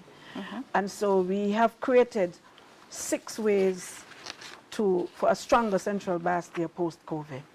And the 6 of them are, first of all, people empowerment. Yes. Because as you know, with this crisis, many people are struggling, many people are suffering. And so we believe that right out of this, much should be done to empower people, bring hope to people. So you're going to have people empowerment, you're going to have jobs and entrepreneurship, you're going to have health and agriculture, education and technology, you're going to have housing, lands and urban renewal, and of course community sports and cultural development. So those are the 6 planks on which Central Bastia will move post-COVID for a stronger Central Bastia. And some of the jobs that we want to create, especially for the young people, would be in the area of technology. And because, as you know, that is where the whole country will have to be, especially post-COVID.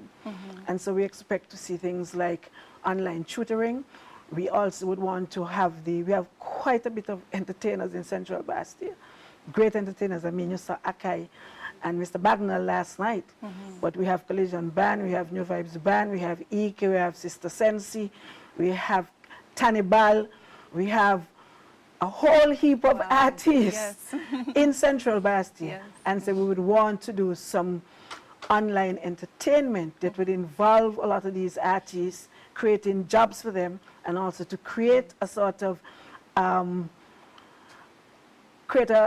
avenue for them to be able to be trained, better trained in terms of the entertainment industry, and also for them to be able to negotiate their contracts in a better way. So we are thinking of a wide-scale entertainment package for entertainers to create jobs for them in Central Bastille. Yes, and this would tie in nicely with the NextGen plan to create a national center for the performing arts. Precisely. Right? To really grow our creative industries, create a distinctively Kitts-Nevis brand that people can promote out there. So I'm very happy to hear that you're going to bring that down even to the community level. Now I'm going to switch it up a bit. Oops, sorry. This is actually falling because my next topic is about good governance. And with us today, we have on display here our Covenant of Hope and Transformative Impact. Those of you who would have witnessed the manifesto policy map launch earlier this year would have seen all of our candidates sign on to this covenant. It outlines their pledges to the people in terms of what they want to bring in a NextGenSkn to show that the St. Kitts-Nevis Labour Party is very serious about leadership. So on that note, I want to just discuss the topic of good governance. Now, we know that the Harris administration, or the outgoing Harris administration, has made in the 2015 elections good governance one of the key planks of their platform. And over the last 5 years, they failed dismally. So on good governance, what are your plans under a NextGenSkn in terms of improving and enhancing good governance in this country? I know it's something you're very passionate about. Well, right now, if you look at the electoral system, since we're in an election campaign, you would see that the electoral office, with all the illegalities that are going on and the things that continue to happen that are wrong, I would think that one of the things we'll have to do is to seriously look at electoral and constitutional reform with a way towards ensuring that in 2020 and going forward, St. Kitts-Nevis can really say that they're practicing good governance, because that is the only way in which our country will develop. And it's also a way to bring our people together, because it's about time we bring our people together. So in terms of anti-victimization laws, because over the years, people have suffered greatly, and especially under this Harris regime, from victimization.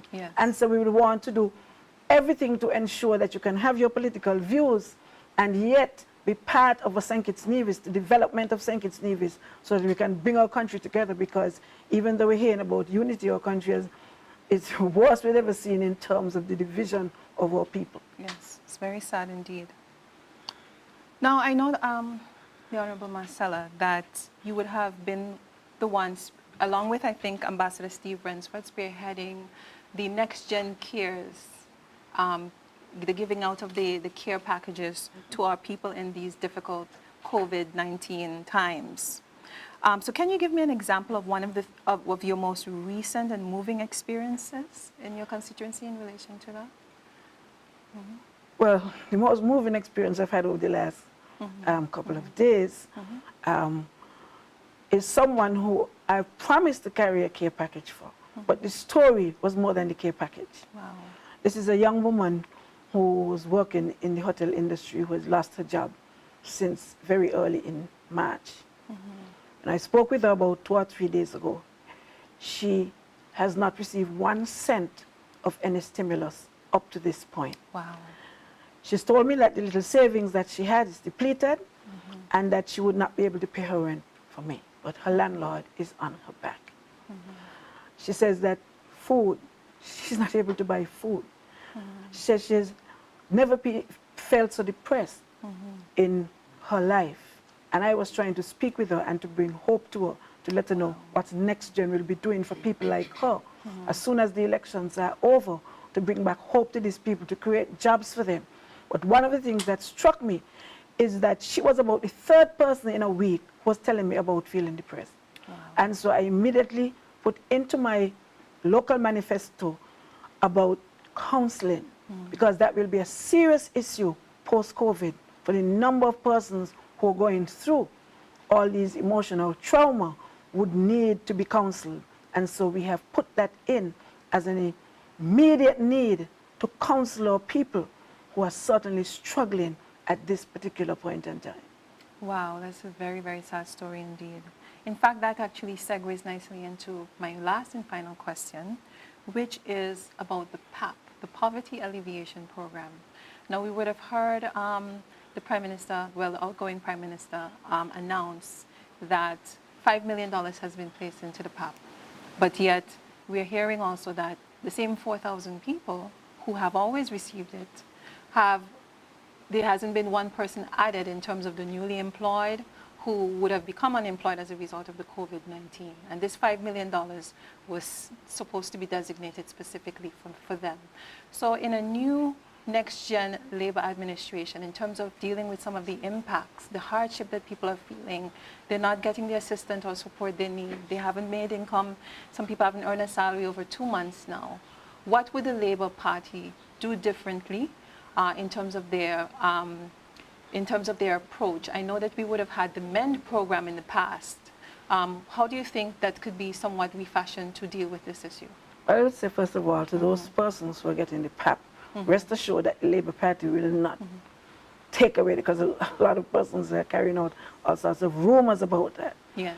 But we think that jobs is really the way. Yes. Because when you look at 4,000 people on the PAP, it seems to me that that's 4,000 persons in poverty, which means that we are worse off when it comes to poverty under this government. Yes. And so we would want to take them out of poverty, and so create the environment, jobs included, to take them out of that situation so that they will be able to become more independent-minded and to be able to help themselves. But for those who are not able to do that, and over this period, I just want to assure them that the Labour Party will ensure that they're looked after and that they won't lose this income. Right. Wow. Well, with that promise, I would like to say thank you once again to the Honourable Marcella Liburd. It's always a pleasure. And ladies and gentlemen, we'll be right back after these promotional messages.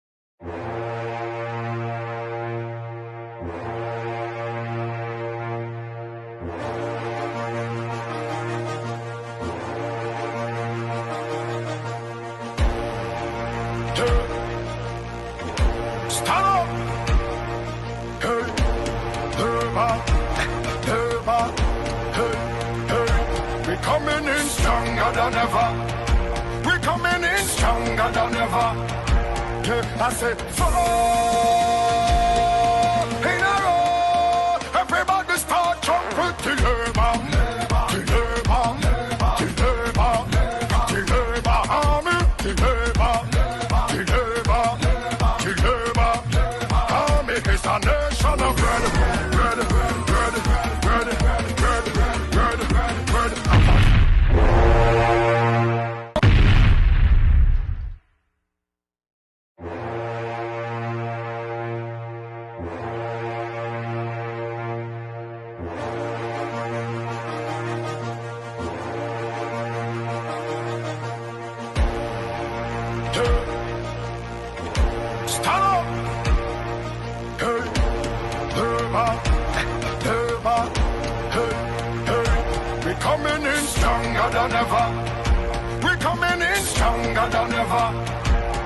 I said, 4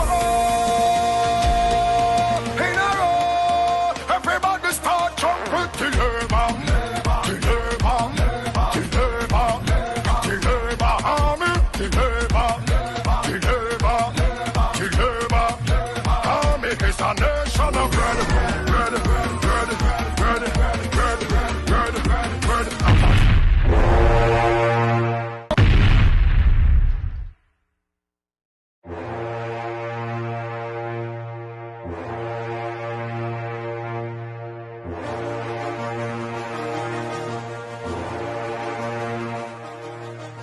And welcome back, ladies and gentlemen. And tonight I have in the seat here next to me a man who needs no introduction. I want to introduce you to a man who will go down in the history of this federation as one of the titans of our nation. He's a man who has captained our federation out of backwardness and insignificance to becoming first in the region in many, many areas. Under his steady and capable leadership, he has taken St. Kitts to the next level time and time and time again. And I know under our NextGenSkn, we will be able to take St. Kitts-Nevis even higher under his leadership.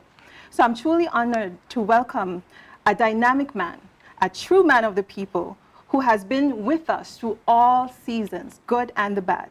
I am happy to introduce the Right Honorable Dr. Denzel Douglas. Good evening, sir. Good evening. How are you feeling? Very relaxed. Well, I think you look very relaxed. And in fact, I was listening to a certain interview that you had where you you challenged a certain outgoing man to a debate. When was that? Yesterday? Yes, I think it was on Saturday. So do you think he'll accept your invitation? Well, knowing that he's a coward, I don't think he would. Oh dear. To be frank with you, really. Right, to be frank with you. Knowing he's a coward, I don't think that he would. Well, that's a match But I would love to see. Debate him. Yes. That's a match I would really love to see. I would bring my popcorn for that one. And Coke. Yes, yes. Yes. So we're saying that we are red and ready. So do you think that the St. Kitts-Nevis Labour Party is red and ready to lead from day one? What are some of the steps that you've taken in preparing our team for another term? Well, the team has been adequately prepared. We have been together for very close to 3 years, at least 2+ years. It means then that we would have had the opportunity to develop a camaraderie among us. And that is what was important, that we got to know each other early, that the national executive of our party had seen the wisdom that we would need to ensure that men and women chosen from among the various constituencies would come together quickly, would understand the basic policies of the party, and with that foundation can then build what is the platform of the NextGenSkn team. We believe that with the tremendous support that has been provided through a structured approach in developing the content, material in particular, having week after week meetings with the strategy committee, and then the candidates meeting the very next day after, the Monday, Tuesday, the candidates. And as a result of that, we have been able to discuss policies, strategic policies put forward by the strategy committee, discussed among us, placed within the portfolio context, and then now ready to go out on the platform and discuss with the benefit of our supporters, responding accordingly. So I think we've really had the opportunity to build camaraderie, build content, look at the policies which would have been developed, bounce the policies of the various constituencies as we meet on a regular basis at the constituency party level, and then, as I said, coming out into the public with a series of public meetings throwing out these ideas, monitoring the response of our listeners, and then, of course, also making contact with the various associations, of course, the various associations I'm going to insist upon, and then taking it from there to where we are today with a manifesto, and thus ready to deliver these services to the people of St. Kitts and Nevis. Right, right. And that's definitely in keeping with our policy, the Next Gen policy of inclusion, putting people first. It's all about you. So that segues nicely into my follow-up question, which is that given the acute economic impacts of the COVID-19 pandemic, with projections by all experts saying that this will be one of the deepest recessions that the Caribbean has ever faced, I know that you have taken the bold step already to put together an Economic Recovery Advisory Council. Can you tell us a little bit more about this and what it is that they will be tasked to do in a post-COVID St. Kitts and Nevis? But the idea here was because of the severity of the impact of COVID-19 on the economy, on the social services, health and education in particular, it was going to be important for us to almost land on our feet. Yes. Running. And so what we wanted to do was to have a team of advisors drawn from the broad base of the society, bringing members from various different sectors, allowing them the opportunity to operate as a think tank, generating ideas to achieve the following. One, to ensure that we could quickly align the domestic economy with especially the global markets, trade, and tourism, and investment, which is going to be very critical in moving forward. We wanted to ensure that we would attract the necessary investment opportunities that would bring large numbers of employment to our people, mainly because I think one of the fallout from COVID-19 is the high level of unemployment that has been generated.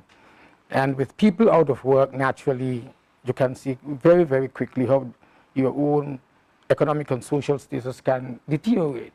And so we wanted to make sure that this council would identify areas of investment that would attract large numbers of employment opportunities for our people. We also recognize that this is going to be a more digital era that we are moving into. We wanted to make sure that, for example, the services economy that we are created by tourism and international financial services, offshore education services, the medical schools and so forth. We wanted to make sure that true digitalization of the economy was going to take place. We are aware that with the internet being easily accessed, with a lot of the services that we had introduced in the economy of St. Kitts and Nevis, that we would be able quickly to ensure that the economy spins rapidly into a more services-oriented economy, using, of course, the digitalization that we knew had to come. And we are hoping that we would be able to advance this much more quickly than before, and thus give us the best benefit of competing with the rest of the world. Right. In fact, speaking of competing, we wanted to make sure that our Citizenship by Investment program, which had become one of the leading programs in the immigration industry, that this would be again so improved, so modernized, that it would become the platinum program, and thus lead not only in the Caribbean, but to a large extent lead within the international or global economy. Right. So this really was the thinking of having the advisory council put together. I have not mentioned, of course, the very impact that this would have on our health sector. Because, of course, moving from where we are, where the public health in particular has been mainly affected as one of the social attributes falling out from the COVID-19, we speak, therefore, of a modern health system where we believe the time has now come where we would have a national health insurance program, not necessarily built upon the deductions from the wages of every citizen who is working, but finding a much more creative way to finance this particular development, which must be had. In recent times, I've been saying on the platform that if you do not have the service here in St. Kitts-Nevis, if it is a specialist service that has to be obtained here in St. Kitts-Nevis, we will either bring it here or we will send the patient there.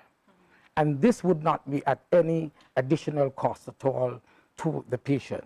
As I said, it is going to be a new public health system, an overall national health system that is rooted within the National Health Insurance Scheme, and it will be financed not by the taxpayer, not by the contributor to Social Security, not by a deduction from your wages and salaries, but it is going to be financed through a creative way, which I will discuss later this week when we unfold the manifesto.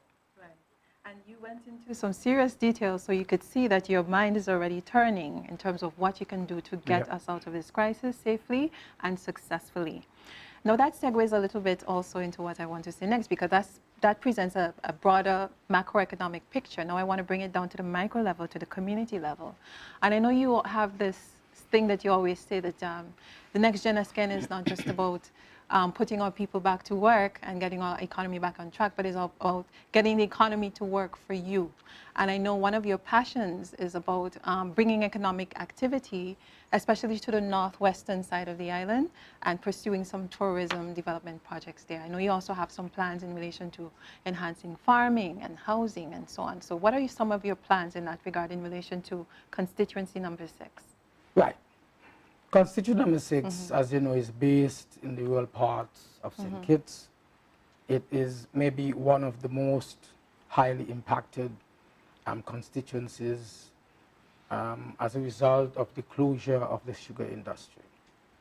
We wanted to make sure that since over 400 years, the people had known nothing else basically but sugar agriculture. How can we twin what would have been historical economic driver with the advent of the modern economy, a services-oriented economy led by hospitality and tourism services. Right. And here is where we thought that we would have used the history of that part of the region to develop a tourist-oriented type of localized economy that would impact on the communities within that part of the country.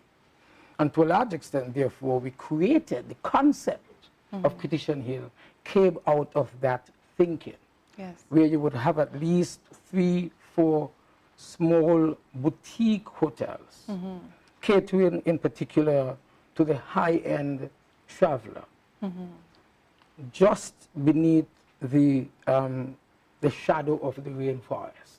Wow. But still close enough to the ocean that was always ahead of you, no matter where in Kittition Hill you stood. But how would that really change the lives of the people of the area?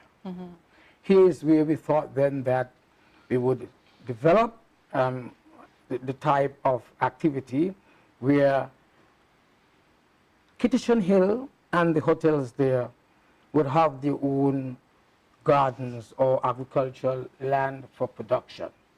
And you were moving food organically prepared, organically grown from the land to the plate in the restaurant. Right. that was capturing a lot of the travelers and visitors to St. Kitts and Nevis. But that, of course, could not be all.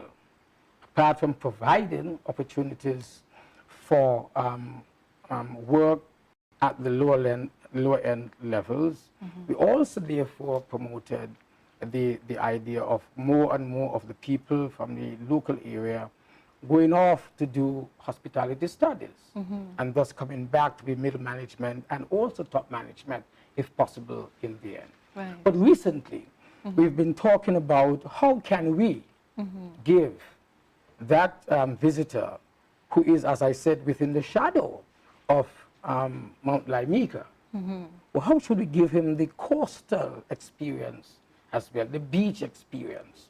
And so it was important to create a link, a twinning of the Kittian Hill in the, just below the rainforest to the experience that we had, for example, at Golden Lemon in Deer Bay. So today we are now talking about creating as well a marina where we believe that the yachting marina could be built and developing the yachting industry in that part of the country. Yes. St. Eustatius, the Dutch island, and St. Bartholomew, St. Bart's, French. Which is French. They're just offshore.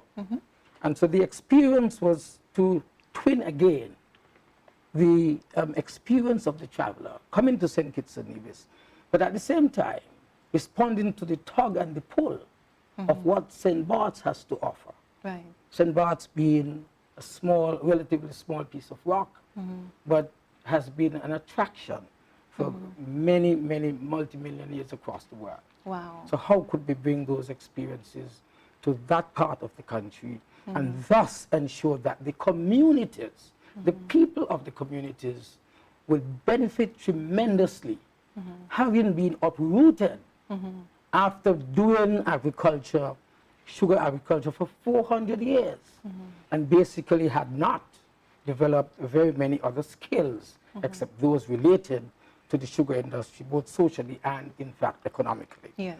So I think here is where the concentration, therefore, on twinning community services with the with tourism services, these have come very nicely together. And agriculture as well. And of course, have come very nicely together in that particular area. Yes. A few months ago, we had the opportunity to have had a visit from one who was very much interested in the medical, or medicinal, I should say, marijuana. And it is to that part of the country that he went as an investor. He wanted to make sure that he would have the benefit of the fertility of our soil, where water is not a problem, irrigation that is not a problem. And so we believe that it is in this particular area as well that there would mushroom the emergence of the medicinal marijuana industry, where we would want to ensure that we get in very early into the exploration of the potential of plant medicine and what it can do in terms of agriculture. Newton Ground in particular, in that part of the country, has been identified as the breadbasket of constituency number 6, which could mean, therefore, the breadbasket for the people of the entire St. Kitts and Nevis, especially in St. Kitts. Agriculture, therefore, will be, and it has been identified and designated as the next productive sector that is going to drive the economy of St. Kitts and Nevis. And even though we are talking about post-COVID-19, the fact that we have recognized how important it is to have food security, agriculture will become yet again another important productive sector for the benefit of the people of St. Kitts and Nevis in post-COVID-19. From the mouth of a visionary leader, I'm excited. I don't know if you're excited, but I'm excited. Now, just as a final wrap-up, in 30 seconds, you've had 20 years, and we're looking into a next administration. What would you say you would do differently in a NextGenSkn in terms of your approaches and in terms of bringing a completion to your legacy, a fulfillment to your legacy? What would you say? I think that one would have to make sure that there is no discontinuance of the transition plan that the party would have had when we were in government 5 years ago. The transition to new leadership was in fact interrupted by none other than the present former Prime Minister Harris. And we would want to make sure that transition plans are properly in place. They also would have been given the opportunity to bring to an end a number of the very many projects that we started. I was speaking about the development of Kitts-Nevis Hill, the experience of twinning Kitts-Nevis Hill and the hotels and the hotel services with the community improvements that you would see. These are very critical aspects of the new thrust that I would want to get into to ensure that there is a successful transitioning from sugar agriculture to the new services economy, especially one that is now going to be impacted by COVID-19. I believe as well that this new team that we have put together with the benefit of my own experience and what I think is some visionary knowledge, I believe that the new team would definitely benefit with my presence for some time. And then, of course, transition will take place and we'll move on into the next era. Well, you've heard it from the mouth of our leader. Thank you very much, Dr. Denzel Douglas. It's always a pleasure. And this wraps up our presentations for the evening. We will now take a short break, have some promotional videos, and then we'll be right back with some closing remarks. Thank you.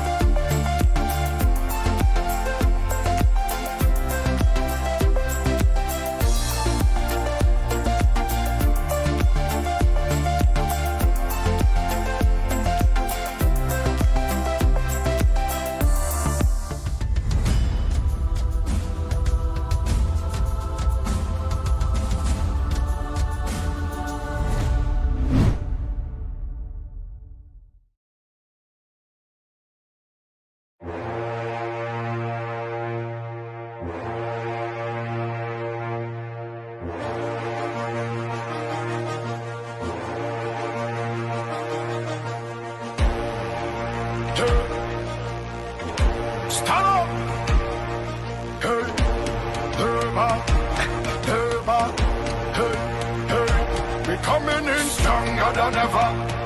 We're coming in stronger than ever. Yeah, I said, fall in a row. Everybody start jumping to your mom. To your mom. To your mom. To your mom. Army. To your mom. To your mom. To your mom. Army is a nation of bread. Bread. Bread. Bread. Bread. Bread. Bread. Bread.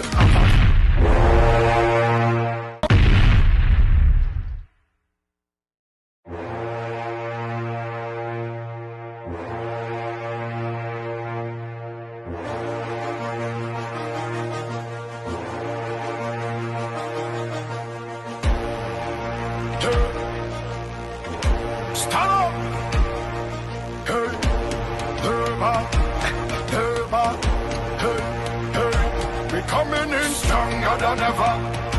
We coming in stronger than ever. Yeah, I said 4 in a row. Everybody start jumping to Labour. To Labour. To Labour. To Labour army. To Labour. To Labour. Thank you for coming back and joining us. As you see, we're masked up again, getting ready to wrap up this evening. But ladies, what do you think about this evening's activities, about the candidates and what you heard from the candidates? You spoke with your candidates. How do you feel about what you learned today?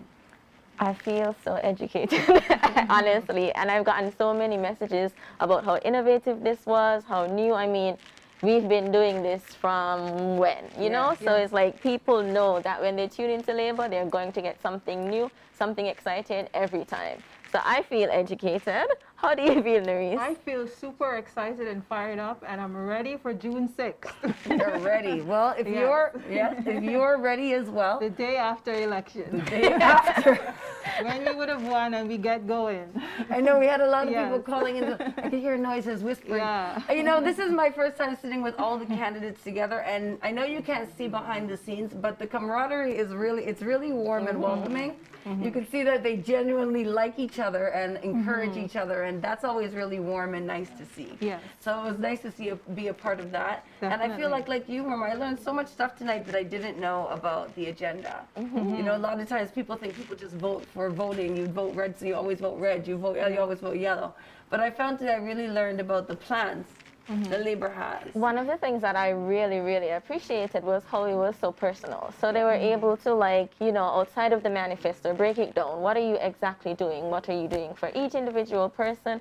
How are you addressing the needs of your constituents, speaking directly to them, you know? And I think that's something that people will continue to appreciate going forward. Definitely. And I think that it also demonstrates that our party has not been sitting around, you know, just clocking into Parliament and clocking out for the last 5 years. We've actually been preparing, you know, putting plans in place, consulting with the people, looking, listening to experts for advice in terms of how we can take our country forward. And I think that what we saw tonight and what we heard tonight were some exciting, visionary next-gen plans. I think we've already demonstrated to the people that what NextGen is really all about is about innovation, it's about creativity. All of these events that you see, this is just a taste of what's to come. It is. And I'm super, super excited. And so I just want to just wrap up my part by saying, vote Labour. Roma? Yes. Well, what else is there to say other than vote Labour, vote Dr. Jeffrey Hanley in #1, my own constituency representative. I am, you know, I'm really, and we all are, because we all will stand to benefit from all of the plans from all of the candidates. Yes, that's right. So if you came out today and to listen to us this evening, maybe you have some more questions, maybe your questions were answered, but there's always another opportunity for you. Tomorrow evening, you can join again. There'll be another virtual meeting, just a regular one though, not as interactive as this evening. And Tuesday, there'll be another meeting with the candidates, so maybe you have a question that you would like to pose to your candidate. You know other people have a question, you want to get that out there as well. Feel free to post that on any of our pages and our social media accounts, Labour's. And of course, Wednesday is nomination day, which is always very exciting. I'm sure it's going to be very different this year because we're in COVID, so look forward to seeing what innovative ways we'll be able to do that coverage. And of course, look forward to the St. Kitts-Nevis Labour Party manifesto, which will be coming soon. A lot of exciting things. Election time is always exciting. But we want to remind everybody that we are looking for free and fair election season. We want there to be peace in the land. We don't want any violence. It's not encouraged. We want everybody to go out there peacefully. And that on election day, that'll be a fair and transparent process. And at the end of the day, we'll have a democratically elected next generation government to take us into the future. Thank you for joining us this evening, and we'll see you again soon with the St. Kitts-Nevis Labour Party. Good night, everyone. Good night.